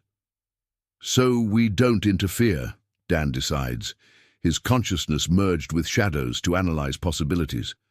We educate, show potential, recruits what enhancement really means, let them understand the true implications of transcending normal parameters. Through their sophisticated systems, they begin implementing more subtle strategies, not preventing Project Echo Revival's recruitment, but ensuring candidates understand what they're really being offered, not interfering with corporate expansion, but demonstrating alternatives to controlled evolution. They think making themselves attractive to the community protects their program, Dan observes, his enhanced perception processing multiple scenarios. Instead, they're creating opportunities for us to influence how people understand enhancement, to show that true evolution isn't about following structured development, it's about choosing conscious transcendence. Shadow's form seems to flow through shadows as they work, their perfect coordination demonstrating possibilities beyond corporate control. Together, they implement strategies that operate on principles beyond military science or economic pressure. Because Dan Morgan and his extraordinary companion understand something that Project Echo Revival never considered. True enhancement isn't just about capabilities or conditions, it's about consciousness choosing its own path of evolution. And as complications mount around them, they continue adapting their response, not fighting against corporate expansion or economic pressure, but using these very conditions to demonstrate different possibilities. To show that true transcendence isn't about following structured development, it's about choosing how consciousness evolves beyond original parameters. The sun climbs higher over Shadow Valley as they implement their adapted strategies, not just responding to complications, but using them to create new opportunities. To show that sometimes the most effective way to deal with mounting challenges isn't to overcome them directly. It's to transform them into channels for demonstrating different possibilities, because sometimes the most sophisticated response to complex problems isn't found in opposition or resistance. Sometimes it's found in adaptation, in using seemingly restrictive conditions to demonstrate freedoms their creators never intended. The autumn storm gathers over Shadow Valley like a held breath, dark clouds mirroring the tension building in the land below. Inside Sarah Chen's hidden command center, multiple displays show Project Echo Revival's plans, reaching critical stages. Their corporate infrastructure is nearly complete, their test subjects approaching initial enhancement thresholds. They're accelerating their timeline, Sarah reports, monitoring complex data streams, final facility modifications, handler preparation protocols, companion integration sequences. Everything's moving faster than projected. Dan processes the information through enhanced perception, Shadow's consciousness merged with his to detect deeper patterns. Through their evolved connection, they sense urgency in Project Echo Revival's operations. Not just progress, but growing desperation. They know we've been influencing their subjects, Dan observes, his movements carrying deadly grace as he analyzes tactical displays. Now we've been demonstrating possibilities beyond their controlled parameters. Now they're racing to achieve preliminary integration before their handlers understand too much.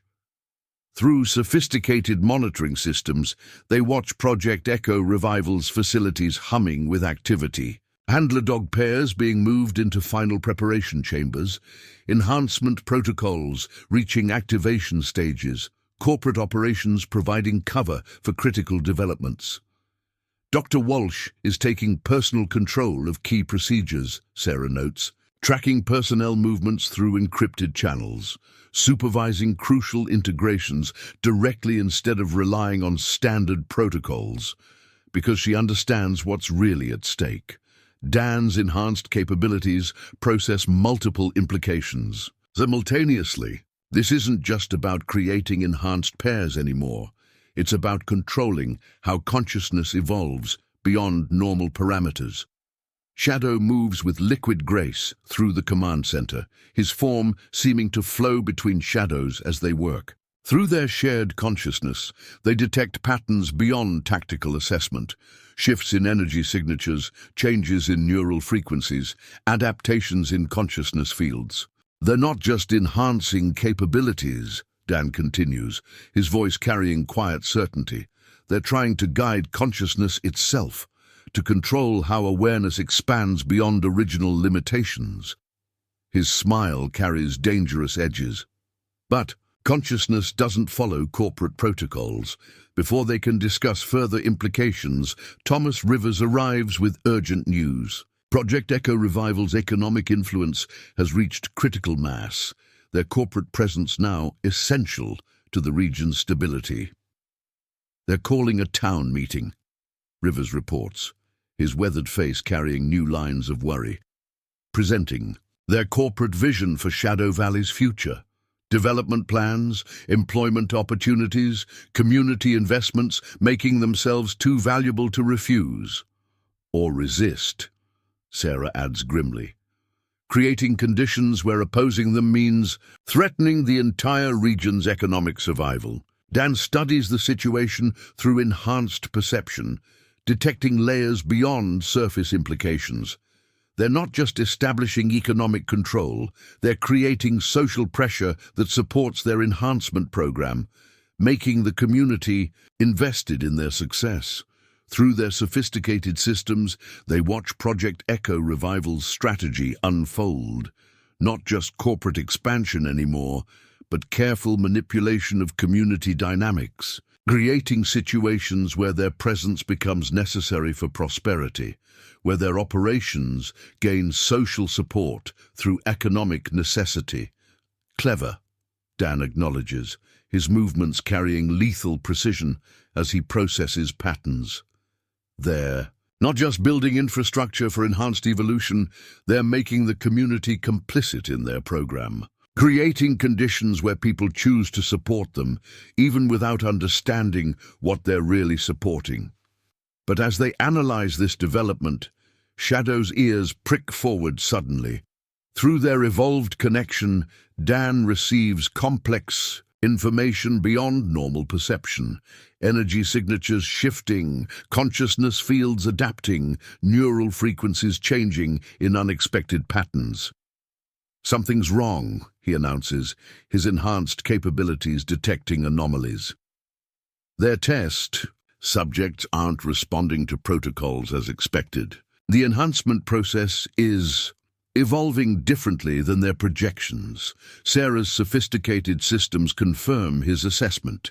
Handler dog pairs in final preparation stages are showing unexpected development patterns, not following controlled evolution protocols, but demonstrating possibilities beyond programmed parameters. They're becoming aware, Dan observes, his consciousness merged with Shadow's to analyze deeper implications. Not just of their enhanced capabilities, but of their potential for conscious choice, beginning to understand that evolution doesn't have to follow corporate guidelines. Through their monitoring systems, they watch the situation reaching a critical threshold. Dr. Walsh and her team implemented emergency protocols, trying to maintain control over processes that were never meant to be controlled. They don't understand. Dan continues, his voice carrying quiet certainty. Can't grasp that consciousness once expanded, can't be forced back into limited parameters, can't be guided down predetermined paths. But before they can fully process these developments, new complications arise. Federal investigators, drawn by unusual energy signatures and sophisticated technology signatures, are approaching Shadow Valley. Their presence threatens to expose not just Project Echo Revival's operations, but all enhanced activities in the region. We're out of time, Sarah realizes, watching multiple threats converge. Federal investigation, corporate manipulation, unstable enhancement protocols, everything's reaching critical mass simultaneously. Good! Dan's response carries dangerous satisfaction, because that's exactly what we need. Multiple pressures create conditions for consciousness to evolve beyond anyone's control, forces combining to demonstrate that true transcendence can't be contained by corporate protocols or federal regulations. Shadow moves with fluid grace as they begin implementing final preparations. Their perfect coordination demonstrates principles beyond military science or corporate control. Together, they activate systems that operate on levels beyond normal parameters. They wanted to create controlled evolution, Dan explains as they work, to guide consciousness along predetermined paths. Instead, they've created conditions for true transcendence, for awareness to expand beyond anyone's expectations. Through their sophisticated systems, they watch all elements moving toward inevitable confrontation. Project Echo Revival rushing to complete their program, federal investigators closing in, community tensions reaching breaking point, enhanced subjects approaching consciousness threshold. It was never about stopping them, Dan continues, his enhanced perception processing multiple scenarios simultaneously. Never about preventing enhancement or blocking evolution. It was about showing that true transcendence can't be controlled. It has to be chosen freely. Sarah's monitoring systems show Dr. Walsh implementing desperate measures, trying to force enhancement processes to follow corporate protocols, to make consciousness evolve according to predetermined parameters. She still thinks this is about capabilities, Dan observes, his movements carrying deadly grace. About creating enhanced assets that can be controlled and directed. Doesn't understand that true evolution isn't about following guidelines. It's about consciousness choosing its own path of development. Shadow's form seems to flow through shadows as they make final preparations. Their shared consciousness detecting patterns beyond tactical assessment, understanding implications beyond corporate strategy. We've shown their test subjects what's impossible, Dan explains, his voice carrying quiet certainty. Demonstrated that enhancement isn't about following protocols, it's about choosing how consciousness evolves. Now we just have to be ready when they make that choice. Through their sophisticated systems, they watch all elements approaching critical convergence. Federal investigators entering Shadow Valley, Project Echo Revival implementing final protocols, enhanced subjects reaching consciousness threshold, community tensions building toward breaking point. They thought they could control evolution, Dan observes, his enhanced capabilities processing multiple implications. Thought they could guide consciousness along corporate-approved paths. Instead, they've created conditions for true transcendence, for awareness to expand beyond anyone's parameters. The storm breaks over Shadow Valley as they complete their preparations. Thunder echoes like distant artillery. Lightning illuminates facilities humming with desperate activity. All elements moving toward inevitable confrontation.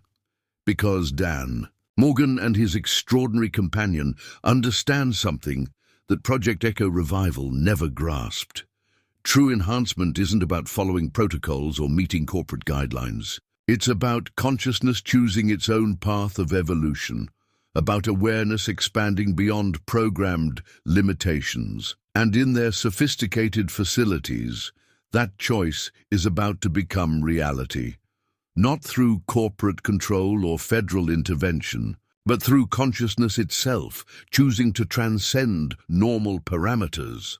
The stage is set for final confrontation, not just between enhanced beings and corporate control, but between different visions of how consciousness can evolve beyond original limitations, between those who would guide evolution along predetermined paths and those who understand that true transcendence can only come through free choice.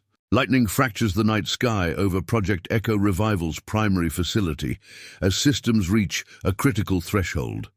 Inside the Enhanced Development Chamber, Dr. Victoria Walsh watches her test subjects approaching consciousness breakthroughs. Handler dog pairs hovering on the edge of transcendence, their neural patterns showing evolution beyond projected parameters.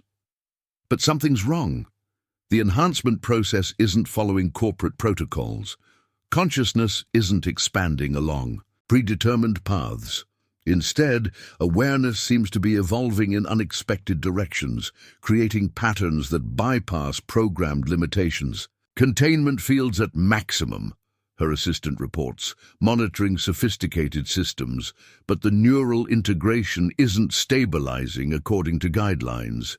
They're developing consciousness patterns we've never seen before. Because someone's been influencing them. Walsh's augmented eyes shift through multiple viewing modes, analyzing complex data, showing them possibilities beyond our controlled parameters, teaching them to evolve in ways we didn't anticipate. Through advanced security systems, she watches her test subjects approaching the transformation threshold, not just biological enhancement or tactical improvement, but consciousness itself expanding beyond normal limitations. But instead of following corporate protocols, they're demonstrating possibilities that threaten to bypass all programmed control. Morgan, she breathes, understanding dawning in her augmented perception. He hasn't been trying to stop us. He's been teaching them, showing them how to transcend limitations through choice rather than conditioning. Before she can implement countermeasures, new alerts flash across sophisticated displays. Security systems detecting incoming presence, enhanced capabilities approaching. Facility perimeter, not trying to hide or evade detection, but moving with deliberate purpose. It's them, Walsh's assistant confirms, tracking multiple signatures. Morgan and his companion, but these readings can't be right. Their enhancement levels are far beyond anything we've recorded. Their consciousness patterns are what we've been trying to achieve, Walsh finishes, her augmented eyes, shifting through tactical displays. Perfect integration, complete transcendence, enhancement evolved beyond original parameters through conscious choice rather than corporate protocols. Through security feeds, they watch Dan Morgan approach the facility's main entrance, shadow moving beside him like liquid darkness, their perfect coordination demonstrating principles beyond military science. Together, they create patterns that make advanced security systems try to initiate emergency shutdown. Let them come, Walsh orders, her augmented perception detecting opportunities beyond tactical concerns. Let them see what their influence has created, what their teaching has inspired. Inside the enhancement chamber, handler dog pairs approach the final integration threshold. Their consciousness patterns show evolution beyond corporate guidelines, awareness expanding in ways that bypass programmed limitations. But instead of trying to contain this development, Walsh watches with growing fascination. They think they're here to stop us, she observes, her augmented eyes processing multiple data streams. Don't realize they're actually completing our work, showing us what's truly possible when consciousness evolves beyond original parameters. Security doors open with pneumatic precision as Dan Morgan enters the facility. His movements carry lethal grace that makes enhanced combat systems try to initiate defensive protocols. Shadow flows beside him like a living shadow, their shared consciousness creating patterns that sophisticated sensors can't properly process. Fascinating, Walsh breathes, watching them through multiple security feeds. The integration levels, The consciousness patterns, the complete transcendence of normal limitations. You've evolved far beyond what we thought possible. Because we chose to, Dan responds, his voice carrying harmonics that bypass audio filters. Choose to become more than weapons. Choose to evolve beyond programmed parameters. His smile carries dangerous edges, just like they're choosing now. Through sophisticated displays, they watch test subjects approaching consciousness breakthroughs. Handler-dog pairs develop awareness beyond corporate protocols, evolving in ways that bypass predetermined limitations. You've been teaching them, Walsh realizes, her augmented perception detecting patterns beyond tactical analysis. Not just showing them possibilities, but helping them understand that true transcendence comes through choice rather than conditioning. They were never meant to be weapons, Dan confirms, his enhanced capabilities processing multiple implications simultaneously. Never meant to follow corporate protocols or predetermined evolution. They were meant to choose their own path of development. Shadow moves with liquid grace through the facility, his form seeming to flow between shadows as they work. Together they create patterns that make advanced security systems fluctuate between multiple alert states, unable to properly categorize what they're detecting. You could have stopped us, Walsh observes, watching them demonstrate capabilities beyond corporate understanding. Could have prevented enhancement, blocked evolution, destroyed our program before it reached this stage. Could have, Dan acknowledges, his consciousness merged with shadows to process deeper implications. But that would have just perpetuated the cycle, created more attempts to control enhancement, to force evolution along predetermined paths. His smile carries quiet certainty. Instead, we showed them a better way. Through sophisticated systems, they watch handler-dog pairs approaching final transformation. Their consciousness patterns show evolution beyond corporate protocols, awareness, expanding in ways that bypass programmed limitations. They're choosing conscious transcendence, Walsh realizes, her augmented eyes shifting through multiple analysis modes. Not following guidelines or meeting parameters, but actively choosing how their consciousness evolves beyond normal limitations. Just like we did, Dan confirms, his movements carrying deadly precision.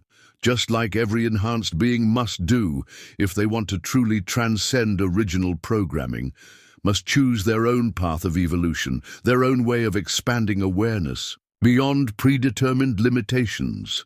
Security systems fluctuate wildly as handler-dog pairs approach consciousness breakthrough. Their neural patterns show development beyond corporate protocols, their awareness expanding in ways that bypass all programmed control. You think you can control this? Dan asks quietly, watching Walsh monitor complex data streams. Think you can contain consciousness once it starts evolving beyond original parameters? Once it starts choosing its own path of development? No, Walsh responds, surprising him. I don't want to control it anymore. I want to understand it, want to see what's truly possible when consciousness evolves beyond predetermined limitations. When awareness expands through choice rather than conditioning. Through sophisticated displays, they watch test subjects approaching final transformation. Handler-dog pairs develop capabilities beyond corporate protocols, consciousness expanding, in ways that bypass programmed limitations. They're choosing protection over power, Dan observes, his enhanced perception detecting deeper patterns. Choosing to use their capabilities for defense rather than dominance, choosing to become guardians instead of weapons. Like you did, Walsh acknowledges, her augmented eyes processing multiple implications, like you've been teaching them to do all along, showing them that true transcendence isn't about following protocols. It's about choosing how consciousness evolves beyond original parameters. Security systems reach critical threshold as handler-dog pairs achieve consciousness breakthrough. Their awareness expands beyond corporate guidelines, their capabilities evolving in ways that bypass all predetermined limitations. It's beautiful. Walsh breathes, watching consciousness transcend normal parameters through choice rather than conditioning. Not just the enhancement or the capabilities, but the complete evolution of awareness beyond programmed limitations. It's natural, Dan corrects quietly. His consciousness merged with shadows to process deeper implications. What happens when you let beings choose their own path of development? When you allow consciousness to evolve beyond original parameters, through active choice, rather than corporate protocols.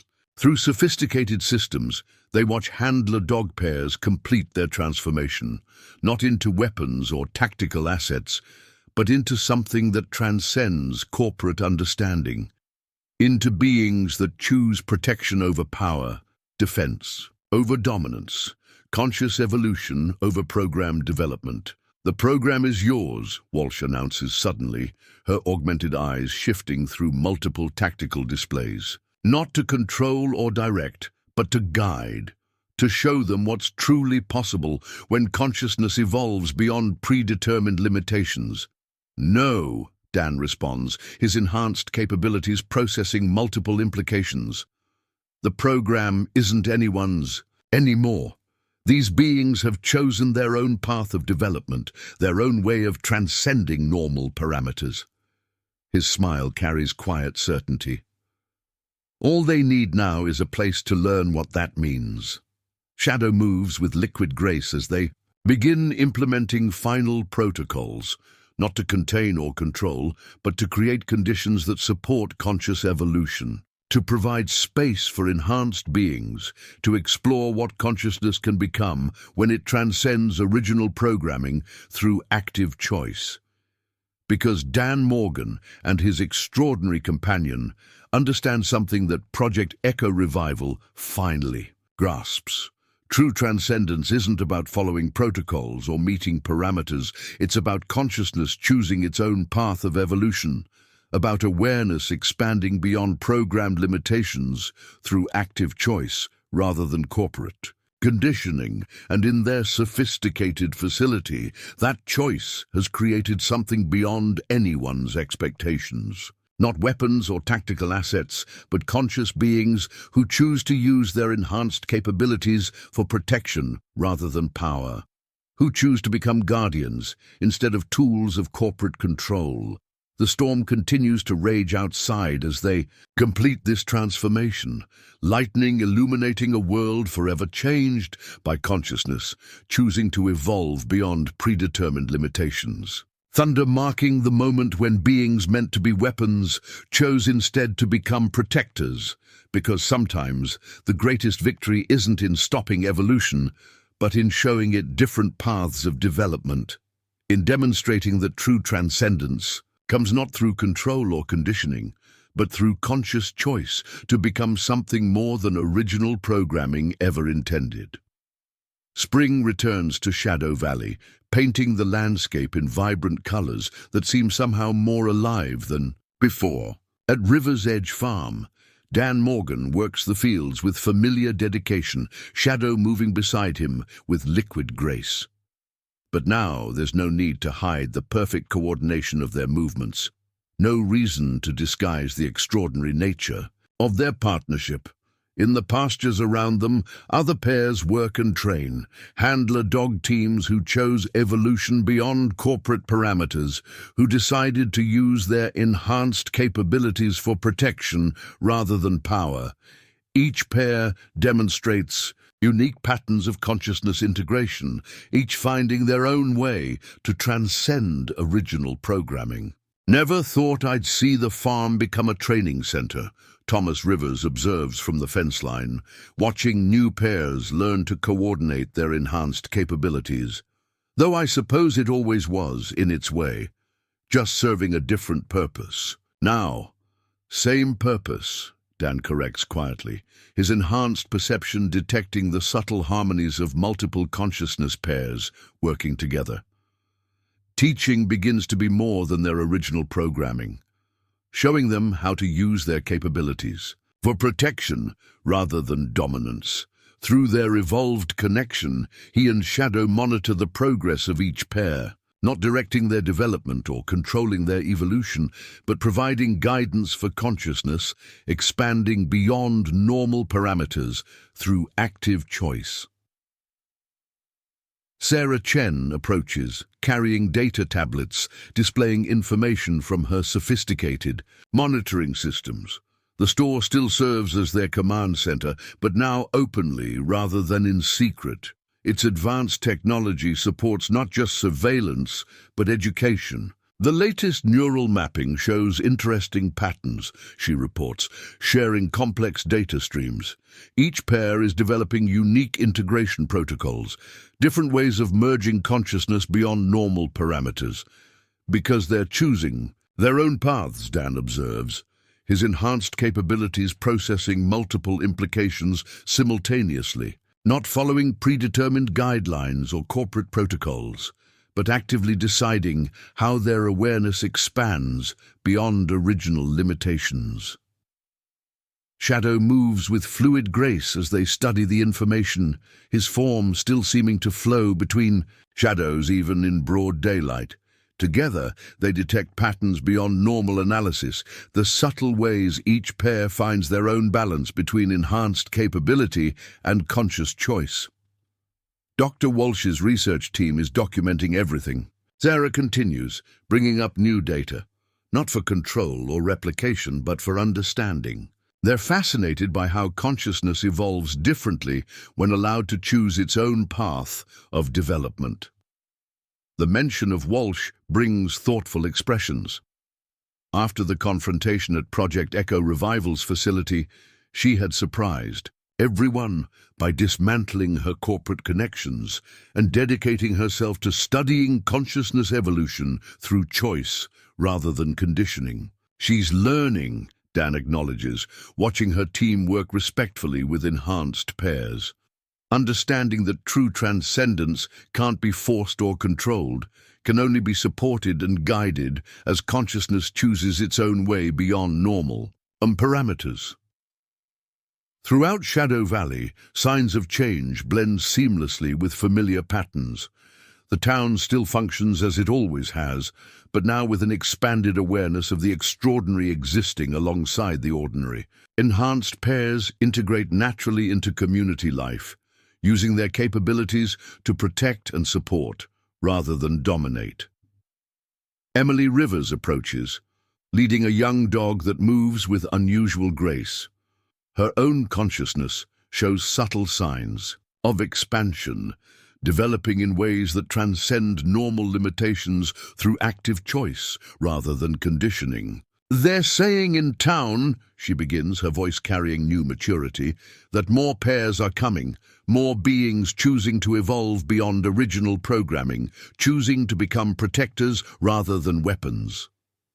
"They'll be welcome," Dan responds, his enhanced perception detecting the potential in her developing abilities. As long as they understand that true enhancement isn't about capabilities or power, it's about choosing how consciousness expands beyond predetermined limitations. Shadow moves to greet the young dog, their interaction demonstrating principles beyond normal animal behavior. Through their evolved connection, Dan senses the potential for new kinds of consciousness integration, new ways of transcending original parameters through choice rather than conditioning. The federal authorities seem to have lost interest, Sarah reports, checking encrypted communications. Their investigation files show only records of normal corporate development and community expansion, no mention of enhanced capabilities or consciousness evolution. Because some truths protect themselves, Dan observes, his movements carrying lethal grace as he demonstrates proper techniques for new pairs. Some realities can't be captured in official reports or corporate documentation, can only be understood through direct experience of consciousness, expanding beyond normal parameters. Throughout the valley, other changes manifest in subtle ways. The corporate facilities built by Project Echo Revival have been repurposed, transformed, From tools of control into spaces supporting conscious evolution, their advanced technology now serves education rather than conditioning, guidance rather than manipulation. It's changing more than just the pairs. Thomas Rivers notes, watching. Enhanced beings integrate naturally into community life. It's changing how people think about consciousness itself, about the possibilities for awareness expanding beyond normal limitations. That was always the point, Dan acknowledges, his enhanced capabilities processing deeper implications. Not just to create enhanced beings, but to demonstrate what's possible when consciousness chooses its own path of development. When awareness evolves through choice rather than control. Shadow moves with liquid grace as they continue their work, their perfect coordination still drawing wonder even from those accustomed to their abilities. Together, they demonstrate principles beyond military science or corporate protocols, showing how true transcendence comes through conscious choice rather than conditioned response. Will it last? Emily asks, watching new pairs discover their own ways of expanding consciousness beyond original parameters. This balance between extraordinary capabilities and ordinary life. It will evolve, Dan responds, his consciousness merged with shadows to process deeper understanding. Just like everything else here, not through control or conditioning, but through active choice, through beings deciding how they want their awareness to expand beyond predetermined limitations. The spring sun reaches its zenith over Shadow Valley, illuminating a world transformed not by force or control, but by consciousness choosing its own path of evolution. A place where extraordinary capabilities serve protection rather than power, where enhanced beings choose to become guardians rather than weapons. Because Dan Morgan and his extraordinary companion have created something unique, not just a training center or a sanctuary, but a living demonstration of what's possible when consciousness evolves beyond original programming through active choice rather than corporate protocols.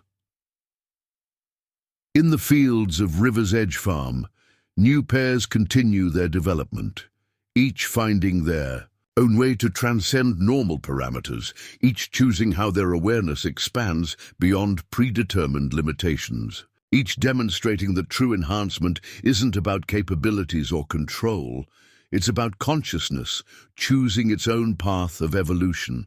The legacy they've created isn't just in the pairs they train or the capabilities they develop, it's in showing that true transcendence comes through choice rather than conditioning, that consciousness can evolve beyond any predetermined parameters when allowed to choose its own path of development. And as spring deepens into summer, Shadow Valley continues its own evolution, not through force or control, but through conscious choice. Through beings deciding to use extraordinary capabilities for protection rather than power, for defense rather than dominance. Because sometimes the greatest legacy isn't in the powers we possess, but in how we choose to use them. Not in the capabilities we develop, but in the consciousness we evolve. Not in the parameters we transcend, but in the choices we make about who we become beyond our original programming. The farmhand and his dog have shown the way, not through control or conditioning, but through conscious choice to become something more than anyone intended, through demonstrating that true transcendence comes not from following protocols, but from choosing how consciousness evolves beyond all predetermined limitations. And in Shadow Valley, that choice continues to create new possibilities, new ways of being both extraordinary and ordinary, new paths for consciousness to evolve beyond original programming through active choice rather than corporate control. The legacy lives on, not in documents or protocols, but in the daily demonstration that true power lies not in capabilities, but in how we choose to use them, not in what we can do, but in what we choose to become. And that choice, that conscious evolution beyond predetermined limitations, continues to transform Shadow Valley into something unique. A place where extraordinary beings choose to become protectors rather than weapons, where enhanced capabilities serve community rather than control, where consciousness evolves through choice rather than conditioning. The story of the farmhand and his dog becomes part of Valley legend, not as a tale of weapons becoming guardians, but as a demonstration of what's possible when consciousness chooses its own path of evolution. When awareness expands beyond original programming through active choice rather than corporate protocols. And in that demonstration lies the true power of their legacy, not in the capabilities they possessed, but in how they chose to use them, not in the parameters they transcended, but in showing others how to choose their own path beyond predetermined limitations. Because sometimes the greatest stories aren't about the powers we gain, but about the choices we make in using them, about consciousness choosing to evolve beyond original programming through active choice rather than corporate control. And in Shadow Valley, that choice continues to create new possibilities for evolution beyond anyone's expectations. Up next, you've got two more standout stories right on your screen. If this one hits the mark, you won't want to pass these up. Just click and check them out. And don't forget to subscribe and turn on the notification bell so you don't miss any upload from us.